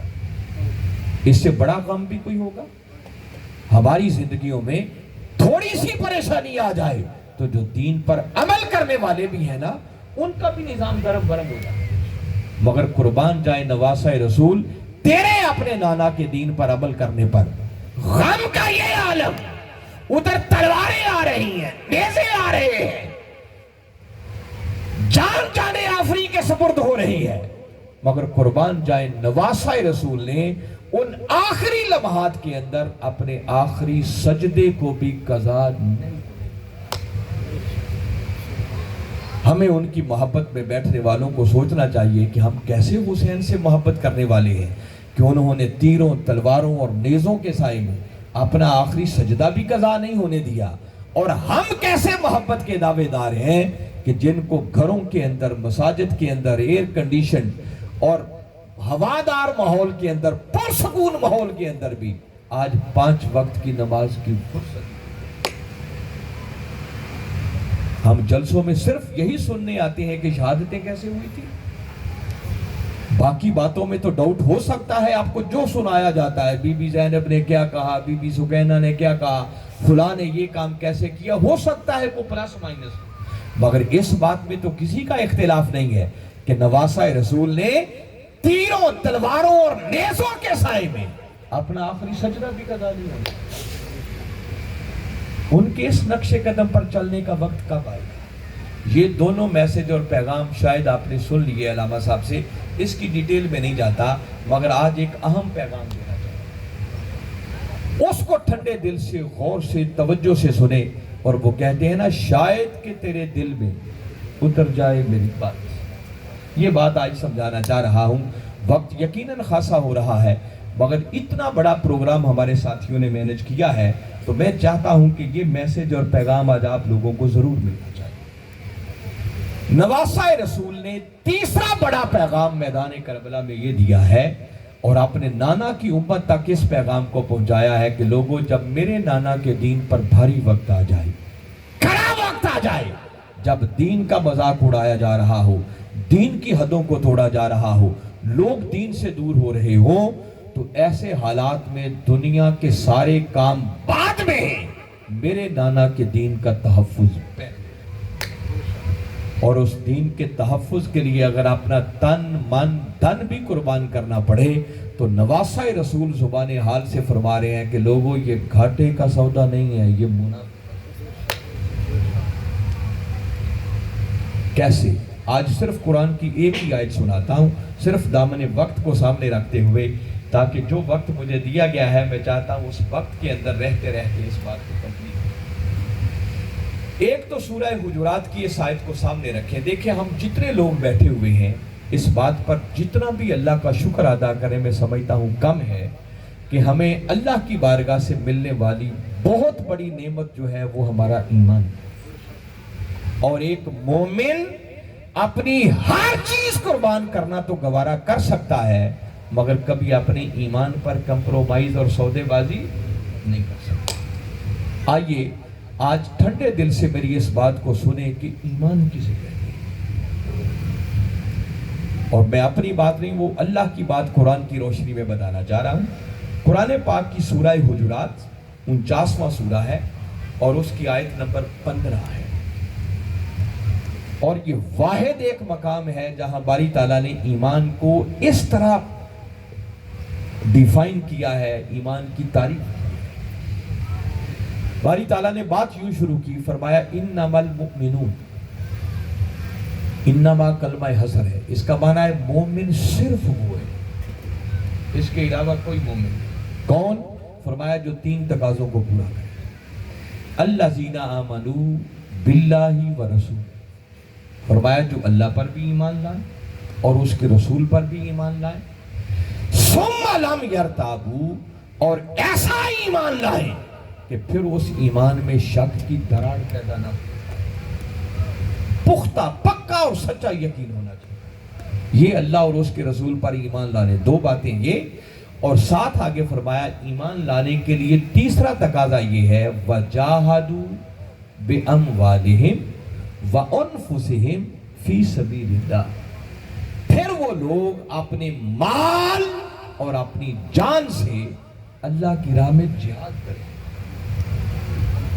ایمان والے کون لوگ ہیں؟ تین کام کرنے والے، اللہ پر ایمان، اس کے رسول پر ایمان، اور پھر اپنے مال اور اپنی جان سے اللہ کی راہ میں جہاد کرنے والے۔ جب یہ تینوں باتوں کا ذکر کر دیا تو جب آیت کا اینڈ کیا تو باری تعالیٰ نے پھر فرمایا اولئک ھم الصادقون، فرمایا جو ان تین تقاضوں کو پورا کرتے ہیں، سن لو حقیقت میں اپنے دعوی ایمان میں سچے صرف اور صرف یہی ہو۔ جو ان تین تقاضوں کو پورا نہیں کرتا وہ کروڑ مرتبہ زبان سے کہتا پھرے کہ میں ایمان لے آیا ہوں، اس کے ایمان کو رد کر دیا جائے گا، وہ ایمان اللہ کی بارگاہ میں قابل قبول۔ یہ آیت کا شروع آغاز بھی حسر سے، اینڈ بھی حسر سے۔ پہلے فرمایا مومن صرف یہ لوگ ہیں، اور اینڈ پہ فرمایا اپنے ایمان کے دعوے میں سچے صرف یہی لوگ ہیں۔ کون؟ جو اللہ پر ایمان لائے، جو اس کے رسول پر ایمان لائے، اور پھر اپنے مال اور اپنی جان سے اللہ کی راہ میں جہاد۔ اللہ اور اس کے رسول پر ایمان کی بات تو آپ سنتے رہتے ہیں، یہ جو تیسرے نمبر پر فرمایا کہ وہ اپنے مال اور اپنی جان سے اللہ کی راہ میں جہاد کرے، اس جہاد سے کیا برا ہے؟ بالعموم جہاد کا لفظ سنتے ہی ہمارے ذہنوں میں یہ خیال آنا شروع ہو جاتا ہے کہ شاید اس کا معنی ہے کہ گن پکڑنے میدان جنگ میں چلے جائیں اور کافروں سے لڑیں۔ اس بات میں کوئی شک نہیں کہ ضرورت پڑنے پر جہاد کا یہ معنی بھی ہوتا ہے، مگر ہر وقت تو میدان جنگ میں ہر کوئی نہیں ہوتا۔ تو جہاد کا لفظ نکلا ہے جوہد سے، اس کا معنی ہوتا ہے جد و جہد کرنا، تگ و دو کرنا، کوشش کرنا، ایفرٹ کرنا، مگر وہ جد و جہد فار واٹ؟ किस मकसद के लिए जिदोजहद? इसका जवाब सिर्फ एक है कि आका के लाए हुए दीन के तहफ़्फ़ुज़ के लिए, उस दीन की सरबुलंदी के लिए, उस दीन के गलबा के लिए, उस दीन के इकामत के लिए, इसके लिए मेहनत, तगोदो, जिदोजहद, हर वक्त इस काविश में लगे रहना कि आका का दीन ऊंचा हो जाए, दीन का पैगाम लोगों तक पहुंच जाए, दीन की कदरें मिटने ना पाए और आका का लाया हुआ दीन दुनिया के सब बातिल निजामों पर गालिब आ जाए। इसके लिए मेहनत, तगोदो और जिद्दोजहद, इसको अल्लाह की राह में जिहाद कहते हैं। मगर हम सब कलमा पढ़ने वाले बैठे हुए हैं। जरा एक लम्हे के लिए अपने अपने अहवाल का जायजा लें कि आज आका के दीन की नौकरी हमारी जिंदगियों में इसकी कितनी अहमियत बनती है। आज हमारी सूरत हाल ये है कि जो किसी तंजीम के साथ, किसी तहरीक के साथ जुड़े हुए हैं, वो तो शायद फिर भी थोड़ा बहुत आटा दलिया करते रहते हैं। आप पूरी उम्मत को सामने रखें। आज हम जुबान हाल से इस बात का ऐलान कर रहे हैं कि माज़अल्लाह दीन जाए बाढ़ में, हम तो नौकरी करेंगे, हम जॉब करेंगे, कारोबार करेंगे, बिजनेस करेंगे, बच्चों के अच्छे मुस्तकबिल का सोचेंगे, अपने रिश्तेदारों, बरादरी और खानदान का सोचेंगे, घर बार अच्छा बनाएंगे, कोई महल बनाएंगे, कोठी बनाएंगे। बस ये हमारी सोच रह गई है। रह गया दीन, तो वो दीन जाने और अल्लाह और उसका रसूल हमें हाज़रीन मुकर्रम याद रखें, अगर ये सोच पैदा हो गई और हमने दीन को यूं नजरअंदाज कर दिया और आका के दीन की नौकरी की अहमियत हमारे यहाँ खत्म हो गई, तो ऐसे बंदे को रुक कर सोचने की जरूरत है कि उसका ईमान भी बाकी बचता है या नहीं बचता। ये आका के दीन की नौकरी, ये हमारे ईमान का तकाजा है। आज मैं बिलखुसूस मिनहाजुल कुरान के लोगों को भी मुतवज्जे कर रहा। हम बसा औकात मिशन को वक्त नहीं देते। हम कहते हैं बच्चों के लिए रोटी कमानी है, कारोबार है, बिजनेस है, धंधे हैं, घर बार है, बूढ़े वालिदैन है, रिश्तेदारों के हुकूक अदा करने हैं। क्या करें, कितना वक्त मिशन को दें? आइए, मैं जैसे वादा किया था ना, कुरान की एक आयत सुनाना चाह रहा हूँ। बस इस आयत को सुनाकर, और मैं उम्मीद करता हूँ पीछे कोई एम्बिगुइटी, कोई शकूक व शुबहात नहीं रह जाएंगे। बात 2 जमा 2 4 की तरह आज निखर के सामने आ जाए और बताऊंगा नवासा रसूल ने यह क्या पैगाम दिया है। सूरह तौबा 9वीं सूरत है कुरान पाक की, बड़ी मारूफ आयत करीमा, आपने हजारों हजार मरतबा सुनी होगी, मगर आज इस मौजू के साथ रिलेट करके हुसैन के पैगाम को समझ कर कि हम जिन वजूहात की बिना पर, जिस उज़र की बिना पर आका के दीन को नजरअंदाज करते हैं ना, कि घर बार है, कारोबार है, तिजारत है, मसरूफियत है, बच्चों के लिए रोटी कमाना है, बूढ़े वालिदैन है और रिश्तेदारों के हुकूक है। आज जरा अल्लाह का कुरान सुने कि अल्लाह हमसे क्या तकाज़ा करता है। बारी ताला ने इस मकाम पर बात का आगाज फिर लफ्ज़ कुल से किया। फरमाया कुल, महबूब जरा आप अपनी मीठी मीठी जुबान से इन्हें बता दो। क्या बता दो? फरमाया इन काना आबाउकुम, लोगों ये जो तुम अपने वालिदैन से मोहब्बत करते हो। अब जरा सुनते जाएं, कुरान है, कोई किस्सा कहानी तो आपको सुना ही नहीं रहा। महबूब इन्हें बताओ कि ये जो अपने वालिदैन से मोहब्बत करती हो, व अबनाउकुम, फिर इनकी अपने बेटों से मोहब्बत, यानी औलादों से मोहब्बत, व इख्वानुकुम, फरमाया महबूब इन्हें बताओ फिर तुम्हारी अपने भाइयों से मोहब्बत, व अज़वाजुकुम, फिर तुम्हारी अपनी अज़वाज से मोहब्बत। मर्द है, शौहर है तो बीवियों से मोहब्बत, बीवियां हैं तो अपने शौहरों से मोहब्बत। ज़ौज का लफ्ज़ दोनों तरफ इस्तेमाल होता है। व अशीरातुकुम, फिर फरमाया तुम्हारी अपने खानदान से, अपने रिश्तेदारों से मोहब्बत, अपनी बरादरी से मोहब्बत, जिसके बारे में सोचते रहते हो कि ये बरादरी सरबुलंद होनी चाहिए, बरादरी नहीं छूटनी चाहिए, बरादरी की कंड नहीं लगनी चाहिए। फिर आगे फरमाया व अमवालुन इक्तरफ्तुहा, महबूब ने बताओ फिर तुम्हारी अपने अमवाल से मोहब्बत, जिनको तुम बड़ी मेहनत से कमाते हो। व तिजारतुन तखशउना कसादहा, फिर तुम्हारी अपनी तिजारत से, कारोबार से, बिजनेस से मोहब्बत, जिसके नुकसान का तुम्हें हर वक्त डर लगा रहता है। व मसाकिन तरदौनहा, फिर तुम्हारी अपने मस्कन से, घर बार से मोहब्बत, जिसे देख देख कर तुम्हारी आंखें ठंडी। अल्लाह के इस पैगाम को सुने। बदकिस्मती यह है कि अव्वल तो हमें कुरान आता नहीं, अगर पढ़ना आ जाए तो फिर समझ नहीं है कि कुरान के अंदर लिखा गया। ورنہ قرآن نے تو کوئی بات چھوڑی نہیں ہے. اللہ نے 8 مختلف محبتوں کا ذکر کیا. والدین کی محبت، اولاد کی محبت، بھائیوں کی محبت، ازواج کی محبت، رشتہ داروں کی محبت، اور پھر کہا مال و دولت کی محبت، کاروبار کی محبت اور گھر بار کی محبت. فرمایا محبوب انہیں بتا دو اگر یہ دنیا کی محبتیں احب الیکم من اللہ ورسولہ وجہاد فی سبیلہ، یہ 3 وہی باتیں ہیں جن 3 باتوں کو ادھر ایمان کی تعریف کرتے ہوئے ذکر کیا تھا.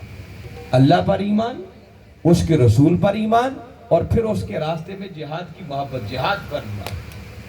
وہی 3 باتیں ادھر کی. فرمایا لوگوں اگر یہ دنیا کی محبتیں، اللہ کی محبت، اس کے رسول کی محبت، اور پھر اس کے راستے میں جہاد کی محبت پر غالب آ گئی، یہ دنیا کی محبتیں آگے نکل گئی اور اللہ اور اس کے رسول کی محبت اور آقا کے دین کی نوکری کی محبت نیچے رہ گئی، پیچھے رہ گئی، تو فرمایا محبوب نے بتا دو فَتَرَبَّصُوا حَتَّى يَأْتِيَ اللَّهُ بِأَمْرِهِ، انہیں بتاؤ کہ پھر انتظار کرنا کہ ان پر اللہ کا عذاب کب اترتا ہے. میں آج اللہ اور اس کے رسول کی محبت پر تو بات نہیں کر رہا، وقت زیادہ ہو جائے گا، میں صرف جہاد کی بات کر رہا ہوں. اللہ نے 8 دنیا کی محبتیں ایک طرف رکھی اور فرمایا اگر یہ دنیا کی محبتیں، اب تیسری محبت پر آپ کو فوکس کروانا چاہ رہا ہوں، وَجِہَادٍ فِي سَبِيلِهِ، اگر اللہ کی راہ میں جہاد کی محبت پر یہ دنیا کی محبتیں غالب آ گئی تو محبوب انہیں بتا دو کہ پھر انتظار کرنا ان پر اللہ کا عذاب کب اترتا ہے. اب یہ محبتیں غالب کیسے آتی؟ جہاد کیا ہے وہ میں نے بتا دیا، آقا کے دین کے لیے محنت، تگ و دو، نوکری، جد و جہد، ہر وقت اس فکر میں لگے رہنا کہ آقا کا دین سربلند ہو جائے، اس کے لیے سوچنا، پلاننگ کرنا، ایسے لوگوں کے ساتھ جڑ کے کام کرنا جن کا جینا اور مرنا ہی آقا کے دین کے. فرمایا اگر یہ میرے مصطفیٰ کے دین کی نوکری کا کام اس کے رستے میں رکاوٹ بن گئی، تمہاری والدین کی محبت، اولاد کی محبت، بھائیوں کی محبت، ازواج کی محبت، رشتہ داروں کی محبت، مال و دولت کی محبت، کاروبار کی محبت، کاروبار کی محبت، فرمایا اگر ان محبتوں کی وجہ سے، ان مجبوریوں کی وجہ سے تم نے میرے مصطفیٰ کے دین کو پیچھے کر دیا تو پھر انتظار کرنا تم پر اللہ کا عذاب کا. آج دیکھ لیں جہاں کام نہیں ہوتا، اگر کسی سے پوچھا جائے کہ کام کیوں نہیں ہو رہا، وہ کہتا ہے 2 وقت کی روٹی پوری نہیں ہوتی، کاروبار سے فرصت نہیں ہے، نوکری ایسی ہے کہ وہاں سے فرصت نہیں ملتی، گھر میں بوڑھے والدین ہیں ان کی خدمت بھی تو کرنی ہے. یہی چیزیں آتی ہیں نا، رکاوٹ بنتی ہیں. اور اللہ 2 ٹوک لفظوں میں کہہ رہا ہے کہ اگر میرے مصطفیٰ کے دین کی نوکری میں یہ چیزیں رکاوٹ بن گئی تو انتظار کرنا تم پر اللہ کا عذاب کب اترتا ہے. حالانکہ میں شرح صدر کے ساتھ اس بات کو سامنے رکھتے ہوئے یہ بات کہہ رہا ہوں کہ یہ 8 محبتیں ناجائز کوئی نہیں. والدین کی محبت پہلے نمبر پر رکھی ہے. تو میں ایک ہی بات اس پر بتاتا ہوں، مجھے بتائیں وہ والدین کی محبت کتنی اہم ہوگی کہ میرے آقا نے فرمایا کہ اگر کوئی شخص صرف گھر بیٹھ کر ایک مرتبہ محبت بری نگاہ سے والدین کے چہرے کو تک لے تو گھر بیٹھے ہی قبول حج کا ثواب ہے.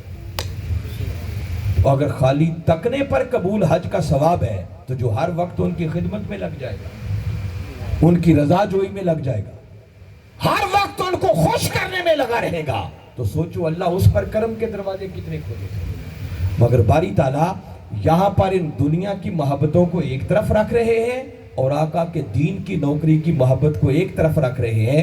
فرمایا لوگوں والدین کی محبت حق، لیکن اگر والدین کی محبت میرے مصطفیٰ کے دین کی نوکری میں رکاوٹ بن گئی تو پھر یہ ناجائز ہی نہیں ہے، پھر اس سے بڑا گناہ. اور اگر یہ محبت اس دین کی نوکری میں رکاوٹ نہ بنے، نیچے نیچے رہے، تو فرمایا پھر یہ جائز ہی نہیں ہے، اس سے بڑی عبادت اور گناہ. اور ایک موقع پر حضور شیخ الاسلام نے اسی آیت کریمہ کی شرح کرتے ہوئے جو ایک جملہ ارشاد فرمایا اس کو من کی تختیوں پر لکھیں. میرے آقا نے فرمایا کہ حضور شیخ الاسلام نے فرمایا کہ اس آیت کریمہ کے اندر اللہ رب العزت نے محبتوں کا ایک توازن سمجھایا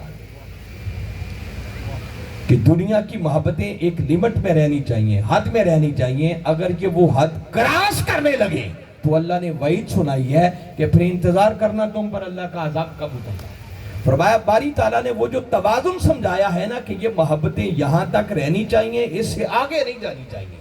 فرمایا اگر یہ توازن قائم رہے تو یہ ایمان ہے، اور اگر یہ توازن بگڑ جائے تو یہی کفر. ہم نے بس دین بڑا اتنا لیا جو ہماری ضروریتوں کو بھاتا ہے، جتنا جتنا سوٹ کرتا ہے اتنا لے لیتے ہیں. جہاں تھوڑی سی مشکل بات آئے آنکھیں بند کر کے گزر جائے. اس لیے حاضرین مکرم اپنی زندگیوں کی ترجیحات کو بدلو، اثر نہ ہو، اپنی ترجیحات کو متعین کرو. اور اگر یہ پہلو دیکھنا ہو تو میدان کربلا میں نواسہ رسول سے سیکھو. کیوں اتنی بڑی قربانی دی؟ بدبخت یزید تخت پر بیٹھا اور تخت پر بیٹھتے ہی اس نے حسین کے نانا کے دین کا مذاق اڑانا شروع کر، اس دین کی حدوں کو توڑنا شروع کر دیا. اللہ اور اس کے رسول کے کردہ حلال کردہ کو حرام کرنا شروع کر دیا اور حرام کو حلال کرنا شروع کر دیا. سر عام عورتوں کی عصمت ریزی ہونے لگی، لوگوں کے حقوق پامال ہونے لگے. جب یزیدیت اس بدترین روپ میں سامنے آئی تو نواسہ رسول نے اس دین کو بچانے کے لیے اس آیت کو سامنے رکھتے ہوئے اپنا سب کچھ ہی راہ خدا میں قربان کرنے کا فیصلہ کیا. اور باقی کچھ بچتا ہے تو بچے، نہیں بچتا تو نہ بچے، لیکن نانا کا دین ضرور بچے. اب ان ساری چیزوں کو سامنے رکھیں اور ٹھنڈے دل سے سوچیں، نواسہ رسول نے اپنے نانا کے دین کے تحفظ کے لیے اپنا گھر بار چھوڑا یا نہیں چھوڑا؟ مدینہ چھوڑے. اور صرف گھر باری نہیں، نواسہ رسول کے لیے اپنے نانا کے مزار اقدس سے بڑھ کر اور دولت کون سی؟ اپنی اماں کی قبر انور سے بڑھ کر ان کے لیے اور سرمایہ اور دولت کون سی ہوگی؟ حسین نے وہ سب کچھ بھی اپنے نانا کے دین کے تحفظ کے لیے چھوڑا. تو ذرا سوچیں، مدینہ کے اندر نواسہ رسول کی کوئی پراپرٹی، کوئی جائیداد، کوئی کاروبار، کوئی بزنس، کوئی تو ہوگا نا جو وہ بھی کرتے ہوں گے، مگر قربان جائے نواسہ رسول نے وہ بھی چھوڑ دیا. علاقہ چھوڑا، گھر بار چھوڑا، اور میدان کربلا میں جب ضرورت پڑی بچوں کی پرواہ نہیں کی، ازواج کی پرواہ نہیں کی. یہ نہیں دیکھا کہ میرے بعد بیویاں بیوہ ہو جائیں گی. فرمایا نہیں، آقا کا دین پہلے نمبر پر. کاروبار نہیں دیکھا، مال و دولت نہیں دیکھی، اپنے بزنس نہیں دیکھا، اپنا مدینہ نہیں دیکھا، گھر بار نہیں دیکھا، ہر شے کو آقا کے دین کی خاطر قربان کر کے نواسہ رسول زبان حال سے یہ پیغام دے رہے ہیں کہ لوگوں، اگر اللہ اور اس کے رسول کی بارگاہ میں سرخرو ہونا چاہو تو زندگی کے اندر کاموں کی ترجیحات کی لسٹ جب بناؤ تو ترتیب یہ ہونی چاہیے کہ میرے نانا کا دین سب سے پہلے اور دنیا کے سارے کام بعد. اگر ترجیحات یوں متعین ہونا شروع ہو گئی تو فرمایا تمہاری دنیا بھی سنور جائے گی، تمہاری آخرت بھی سنور جائے گی. اب کئی لوگ بیٹھے ہوئے سوچ رہے ہوں گے کہ علامہ صاحب بات تو آپ نے بڑی سخت کر دی ہے کہ کاروبار بھی نظر انداز کریں، بچوں کو نظر انداز کریں، رشتہ دار نظر انداز کریں، آقا کے دین کی نوکری پہلے. ادھر تو روٹی پوری نہیں ہوگی، پھر کاروبار کیسے چلے گا؟ ٹھپ ہو جائے گا سب کچھ. یہ بغالتا ہے ہم. یہی بات تو ہمیں سمجھ میں نہیں آتی. اللہ نے اس لیے کہا کہ جہاد بعد میں، پہلے اللہ اور اس کے رسول پر سچے دل سے ایمان لانا ہوگا. ایمان حلق سے اوپر والا نہیں، ایسا ایمان چاہیے جو صرف کال تک نہ رہے بلکہ کال سے اتر کر تمہارا حال بن جائے.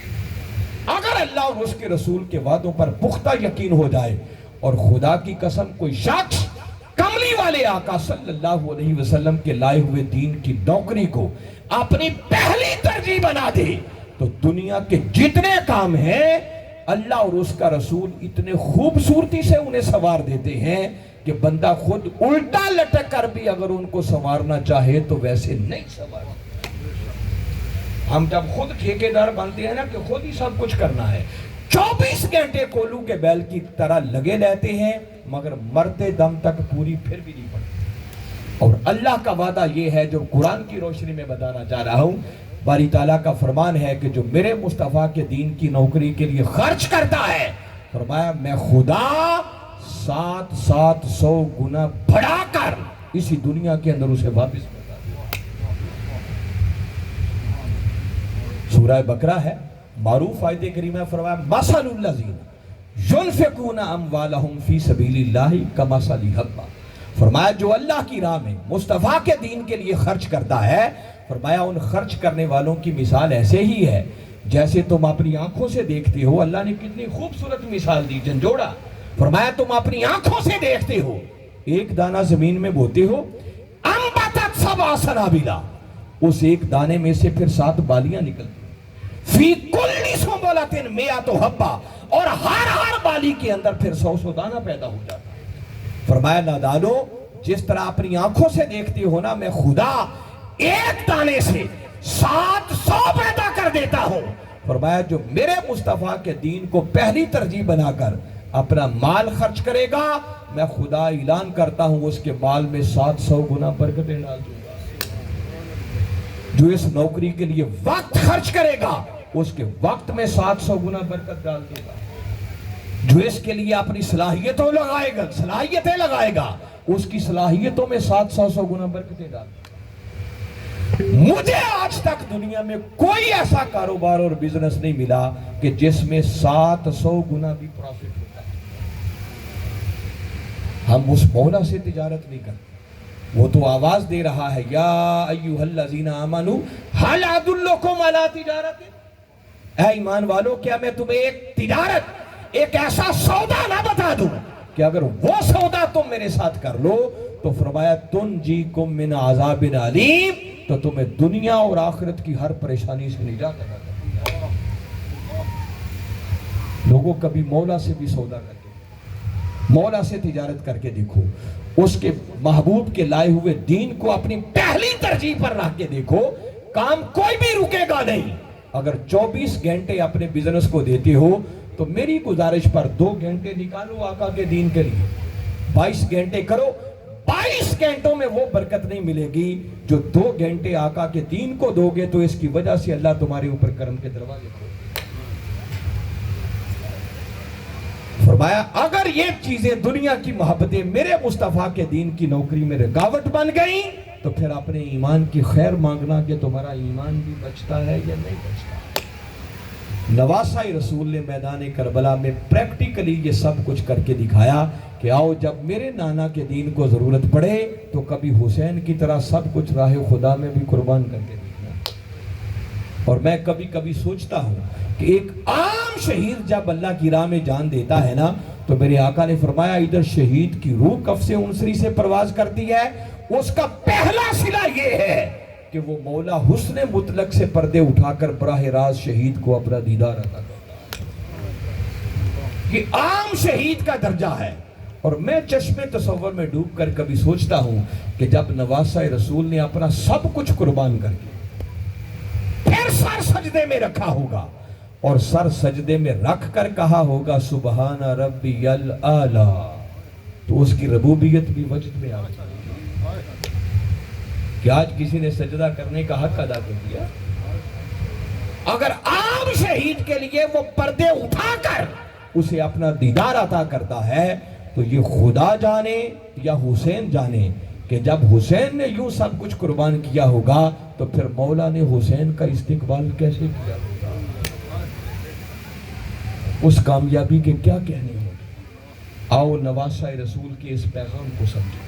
बस खुलासा उनके पैगाम का ये है जो ख्वाजा अजमेर ने अपनी रुबाई में बड़ी बात की। वो कहते हैं शाह अस्तु हुसैन, बादशाह अस्तु हुसैन। वो कहते हैं हुसैन बादशाह है, और हुसैन बादशाह ही नहीं बल्कि हुसैन बादशाहों का भी बादशाह है। और अगला बस एक ही मिसरा सुनाना चाह रहा हूं और बात खत्म करता हूं। ख्वाजा अजमेर कहते हैं दीन अस्तु हुसैन। लोगों, हुसैन ने अपने नाना के दीन के लिए कुर्बानी कुछ इस तरह से दी है कि अब हुसैन सिर्फ एक शख्सियत का नाम नहीं है, अब हुसैन दीन है और दीन हुसैन। और अगली बात तो हद कर दिया जो ख्वाजा अजमेर ने आगे कहा। आगे फरमाया दीन पनास्त हुसैन, कि हुसैन ने अपने नाना के दीन के लिए ऐसी कुर्बानी दी कि दीन को पनाह भी मिली तो हुसैन के दामन में मिली। حسین نے سب کچھ قربان کر کے دین کو بچایا، اور آج زبان حال سے اپنے نانا کی امتیوں کو نواسہ رسول پیغام دے رہے ہیں کہ لوگوں آؤ، اگر میری محبت کے دعوے دار ہو تو میری طرح میرے نانا کے دین کی نوکری کو فرسٹ پریارٹی پہ رکھو، دیکھو تمہاری دنیا بھی سنور جائے گی آخر۔ اور اگر کسی کو پھر ڈاؤٹ ہو، شک ہو کہ اگر دین کے لیے سب کچھ لگا دیا تو خود کنگال ہو جائیں گے، بنے گا کیا، تو میں آپ کے ایمان کی تازگی کے لیے موجودہ دور کی ایک ہی مثال، ہمارے قائد، ہمارے شیخ، ہمارے مربی، ہمارے مرشد، وقت کے شیخ الاسلام اور اس صدی کے مجدد، جن کو دنیا ڈاکٹر محمد طاہر القادری کے نام سے یاد کرتی ہے، میں برسر منبر یہ بتا رہا ہوں، علانی اعلان جو میں جانتا ہوں، کہ میرے قائد اور شیخ نے زندگی بھر نہ کوئی نوکری کی ہے، نہ کوئی کاروبار، کوئی جاب نہیں، کوئی نوکری نہیں، کوئی تجارت نہیں، کوئی بزنس نہیں کی، کوئی کاروبار نہیں، ساری زندگی صرف ایک کام کیا، اور وہ آقا کے دین کی نوکری کرتا۔ ان کے والد گرامی نے حرم پاک کے اندر مقام ملتزم پر کھڑے ہو کر خانہ کعبہ کے غلاف کو پکڑ کر رات کے پچھلے پہر اللہ کی بارگاہ میں دعا کی تھی کہ مولا ایک ایسا بیٹا عطا کر جو تیرے محبوب کے دین کی ایسی نوکری کرے کہ دین کا جھنڈا پھر پوری دنیا پر لہرائے۔ ان کی من کی پنہائیوں سے نکلنے والی دعا یہ شرف قبولیت پا گئی، اور خود کملی والے آقا صلی اللہ علیہ وسلم نے خواب میں بشارت دی تھی کہ فرید الدین مبارک ہو، دعا قبول ہو گئی، اللہ بیٹا عطا کرے گا، اس کا نام بھی طاہر رکھنا۔ آقا کے دین کی نوکری کے لیے مانگا، اور اس بیٹے نے بھی پھر باپ کی دعا کی لاج رکھی کہ زندگی بھر کوئی اور کام نہیں کیا، بس ایک ہی کام کیا، اور وہ کملی والے آقا کے دین کی نوکری۔ ایسا نہیں تھا کہ ان کو نوکریاں ملتی نہیں تھی، نوکریاں ان کے سامنے ہاتھ باندھ کے کھڑی ہوتی تھی۔ ایسا نہیں تھا کہ ان کو کاروبار اور بزنس کرنا نہیں آتا تھا، اللہ نے جو ان کو صلاحیتیں دی ہیں نا، میں کبھی سوچتا ہوں اگر وہ کاروبار کرتے تو شاید ان جیسا بزنس مین بھی کوئی نہ ہو۔ ان کی ایک appointment as a lecturer Isa Khel college پہ ہوئی، صرف 1 مہینہ کام پہ گئے، جب دیکھا کہ آقا کے دین کی نوکری میں یہ نوکری رکاوٹ بن رہی ہے، آپ نے ریزائن کر دیا، نہیں کر دیا، جنگ آ کر ایز اے لائر، وکیل پریکٹس شروع کیا، آپ نے لا پڑھا ہوا تھا۔ چند مہینوں کے بعد جب پھر احساس ہوا یہاں تو پیشی ہی ختم نہیں ہوتی، آپ نے اس کو بھی خیر بات کیا۔ کسی کے ذہن میں خیال آتا ہوگا کہ پھر گھر کا نظام کیسے چلتا تھا۔ آپ جب جنگ سے لاہور منتقل ہوئے تو جو پراپرٹی تھی، میں ایک زندہ مثال آپ کو دے رہا ہوں کہ جو آقا کے دین میں نوکری میں لگتا ہے، اللہ اس پر کرم کے دروازے کیسے کھولتا، ماضی کی نہیں حال کی مثال آپ کو دے رہا ہوں۔ نظام کیسے چلتا تھا، آپ نے سب کچھ بیچ دیا، والد کی طرف سے جو گھر ملا تھا جس کو آج فریدیہ ٹرسٹ کہتے ہیں وہ بھی بیچ دیا۔ جو جمع پونجی اکٹھی ہوئی، لاہور جا کر برانڈت روڈ پہ کچھ تاجر لوگ تھے، جاننے والے تھے، ان کے بزنس میں انویسٹ کر دیے، اور ان کو ایک ہی بات کی، میں پیسے دے سکتا ہوں، کاروبار میں لگا لو، کاروبار آپ کریں گے، آپ کی امانت اور دیانت، اگر مہینے بعد سمجھیں کہ کوئی پروفٹ ہوا ہے، میرا حصہ بنتا ہے تو مجھے دے دیں، اور اگر مہینے بعد آپ رجسٹر اٹھا کے آ جائیں کہ چیک کریں یہ نفع ہوا ہے، یہ نقصان ہوا ہے، فرمایا میرے پاس وہ چیک کرنے کے لیے بھی وقت نہیں ہوگا۔ آپ کی امانت اور دیانت، وہ جو تھوڑا سا وہاں سے حصہ آتا تھا اس سے گھر کا نظام چلتا تھا، اور ایسے ایسے حالات بھی آئے، میں نے خود قائد محترم کی زبان سے سنا، آپ فرماتے ہیں کہ باہر خطابات کے لیے لوگ بڑی بڑی گاڑیوں پر لینے کے لیے مجھے کھڑے ہوتے تھے، اور گھر بچوں کے لیے پینے کے لیے دودھ بھی نہیں ہوتا، مگر انہوں نے دین کو کاروبار نہیں بنایا، بزنس نہیں بنایا، تقریریں بیچی نہیں ہیں، کتابوں کی رائلٹی نہیں لی، خود لینا تو بڑی دور کی بات، دیکھیں لوگ کتابیں لکھتی ہیں اس پر رائلٹی دیتے ہیں مصنفین، جو جائز ہے، حلال ہے، آپ نے لکھ کر دے دیا ہے کہ میں تو کیا، میرے مرنے کے بعد میری اولاد بھی کلیم نہیں کر سکتی، یہ سب آقا کے دین کے لیے بات۔ ساری زندگی آقا کے دین کی تبلیغ کی، تقریریں کی، تنظیمیں بنائی، اور آج دنیا کے 100 سے زیادہ ممالک کے اندر وہ شخص اتنا عظیم الشان نیٹ ورک بنا چکا ہے کہ بندہ اسے ایک خواب تصور کرتا ہے، مگر انہوں نے اس خواب کو حقیقت میں بدل کر دکھا دیا۔ صرف لندن جیسے شہر کے اندر، یو کے جیسے ملک کے اندر، بریڈ فورڈ شہر میں 5 ایکڑ میں منہاج القرآن کا مرکز ہے۔ لندن میں سینما ہال تھا جسے خرید کے اسلامک سینٹر بنا دیا۔ کینیڈا میں سکھوں کا گردوارہ تھا جسے خرید کر اسلامک سینٹر بنا دیا۔ میں بتا رہا ہوں 100 سے زیادہ ملک، یورپ کے جس ملک میں چلے جائیں اتنے عظیم و شان مراکز ملیں گے کہ آپ کی آنکھیں دنگ رہ جائیں گی کہ کہاں سے بنے۔ کوئی سوچ رہا ہو کہ آپ باہر کی دنیا کی بات بتائیں، کچھ ادھر بھی کیا تو اپنے بکھر شہر کو ہی دیکھ لیں۔ اس دور دراز کے علاقے میں بھی ہر گلی اور محلے میں منہاج القرآن کے کارکن ملیں گے، اور آپ کو دعوت دے رہا ہوں صرف لاہور آئیں، لاہور تو کوئی دور نہیں ہے آپ کے لیے۔ اور وہ جو ایک ضرب المثل آپ سنا کرتے تھے نا، کبھی لوگ کہا کرتے تھے کہ جن نے لاہور نہیں ویکھیا وہ جمعہ ہی نہیں۔ آج مجھ سے ایک نیا محاورہ لیتے چلے جائیں، اس صدی کے اندر جس نے لاہور منہاج القرآن نہیں دیکھا نا، وہ سمجھے ابھی پیدا ہی نہیں ہوا۔ آپ کی سوچیں بدل جائیں گی۔ منہاج القرآن کس دنیا کا نام ہے؟ ڈاکٹر طاہر القادری نے کر کے کیا دکھایا ہے؟ کئی دن چاہیے صرف منہاج القرآن لاہور کو وزٹ کرنے کے۔ وہاں ریسرچ سینٹر، گوشہ درود، تحفیظ القرآن، بچوں کا آغوش، بچیوں کا آغوش، یتیم بچوں کے لیے جو بنایا گیا، پھر بچوں کا سکول، پھر بچیوں کا سکول، پھر گرلز کالج، پھر منہاج یونیورسٹی۔ صرف منہاج یونیورسٹی بتا رہا ہوں، ایک منہاج القرآن کی یونیورسٹی کے اندر اس وقت 20,000 سے زیادہ طلباء و طالبات پڑھ رہے ہیں۔ 45 مختلف ڈپارٹمنٹس میں، مختلف سبجیکٹس کے اندر M Phil P H D کی کلاسیں ہوتی۔ ایشیا کی پہلی روبوٹک لائبریری ہے تو وہ منہاج یونیورسٹی لاہور کے اندر بنی ہے۔ اسپرچول سینٹر یونیورسٹی کے اندر ایسا بنا کہ جائیں تو بندہ محسوس کرتا ہے کسی اور دنیا میں پہنچ گیا۔ کیا کیا اور بیان کیا جائے، اس کو بیان کرنے کے لیے الگ وقت چاہیے۔ تو میں کہنا یہ چاہ رہا ہوں کہ اس شخص نے زندگی میں کوئی کاروبار نہیں کیا، کوئی بزنس نہیں کیا، کوئی نوکری نہیں کی، کسی تقریر کے پیسے نہیں لیے، کسی کتاب کی رائلٹی نہیں لی، تو کیا ان کے بچے بھوکے مر گئے ہیں؟ ان کو اللہ نے عزت نہیں دی؟ ڈاکٹر طاہر القادری پر اللہ نے وہ کرم کے دروازے کھولے ہیں کہ وہ دنیا کے جس کونے میں بھی چلا جائے، شاید کسی ملک کے صدر اور وزیر اعظم کو وہ پروٹوکول نہیں ملتا جو ڈاکٹر طاہر القادری کو ملتا۔ وہ جو جنگ سے سب کچھ بیچ کے نکلے تھے، آج پوری دنیا کو اپنا گھر بنا چکے۔ وہ جہاں قدم رکھتے ہیں لوگ وہاں اپنی آنکھیں بچانے کے لیے تیار ہوتے ہیں۔ اور آپ کے جنگ کے جیالے تھے جنہوں نے اس مرد کلندر کے لیے اور آقا کے دین کے مشن کے لیے اپنی جانوں کے بھی نذرانے دیے۔ تو میرا بتانے کا مقصد یہ ہے، ہمارے ایمان کمزور ہے۔ آج بھی نواسہ رسول کے اس پیغام کو اپنے من میں اتاریں، آقا کے دین کی نوکری کو پہلی ترجیح پر رکھیں، اور دیکھیں اللہ اس نوکری کے صدقے آپ کے دنیا کے باقی کام کیسے۔ آؤ، اگر نواسہ رسول سے سچی محبت کرتے ہو تو کل ان کے پیغام کے 3 گوشے بنتے ہیں۔ پہلا گوشہ یہ کہ ان کے نانا جو دین لے کر آئے اس دین کو سیکھو۔ جب تک سیکھو گے نہیں، عمل کیسے کرو گے؟ ہم نے خود دین سیکھنے کے دروازے بند کر رکھے ہیں۔ زندگی میں ہر مشکل سے مشکل کام کر لیتے ہیں، اگر نہیں کرتے تو اس دین کو سیکھنے کی کوشش نہیں کرتے۔ ہم کہتے ہیں یہ مولوی سیکھے، مسجد کا امام سیکھے، ہماری کیا ضرورت ہے؟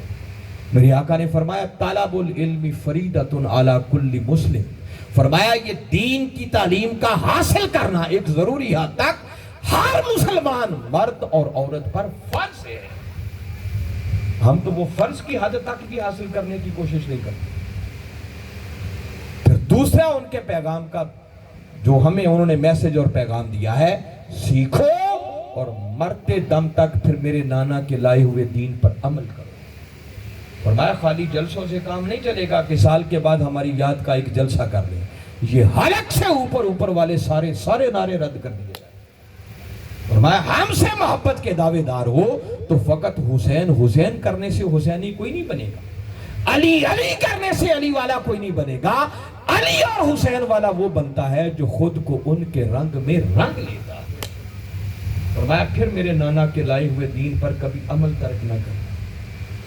دنیا ادھر کی ادھر ہو جائے مگر ہر حال میں میرے نانا کے دین پر عمل پیرا رہنا، اور وہ پیغام دے گئے کہ دیکھو حسین تو وہ ہے جس نے تیروں تلواروں اور نیزوں کے سائے میں آخری سجدہ بھی قضا نہیں ہونے دیا۔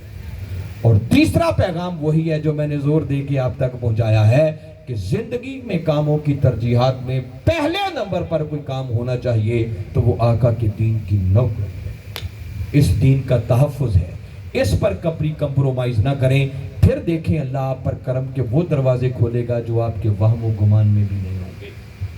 اگر ہم نے نواسۂ رسول کے ان پیغامات کو سمجھ کر اپنے من میں اتارا اور اس پر عمل شروع کر دیا تو میرے مولا نے چاہا تو دنیا بھی کامیابی سے ہمکنار ہوگی اور آخرت میں بھی کامیابی ہمارے قدم چومے۔ میں بار دیگر جملہ منتظمین کو دل کی گہرائیوں سے مبارکباد پیش کرتا ہوں، آپ کے سننے کی داد دیتا ہوں کہ اس حبس اور گرمی میں بھی اس وقت تک رات کے گئے میرا خیال ہے 1 بجنے کے قریب ہوگا، 1:15 ہو چکا ہے اور آپ یہاں تک ابھی جم کے بیٹھے ہوئے ہیں۔ اللہ کی بارگاہ میں دعا ہے کہ اس حبس اور گرمی میں آپ آرام چھوڑ کر آئے ہیں، ہماری مائیں بہنیں بیٹیاں بھائی بزرگ بچے، اللہ آپ کا اٹھنے والا ہر قدم اور گزرنے والا ہر لمحہ اپنی بارگاہ میں بطور عبادت قبول فرمائے اور ہمیں نواسۂ رسول کی سچی اور سچی غلامی کا پٹا اپنے گلے میں ڈال کر ان کی سیرت طیبہ پر عمل کر کے اپنی دنیا اور آخرت کو سنوارنے کی توفیق عطا فرمائے۔ وما علینا الا البلاغ۔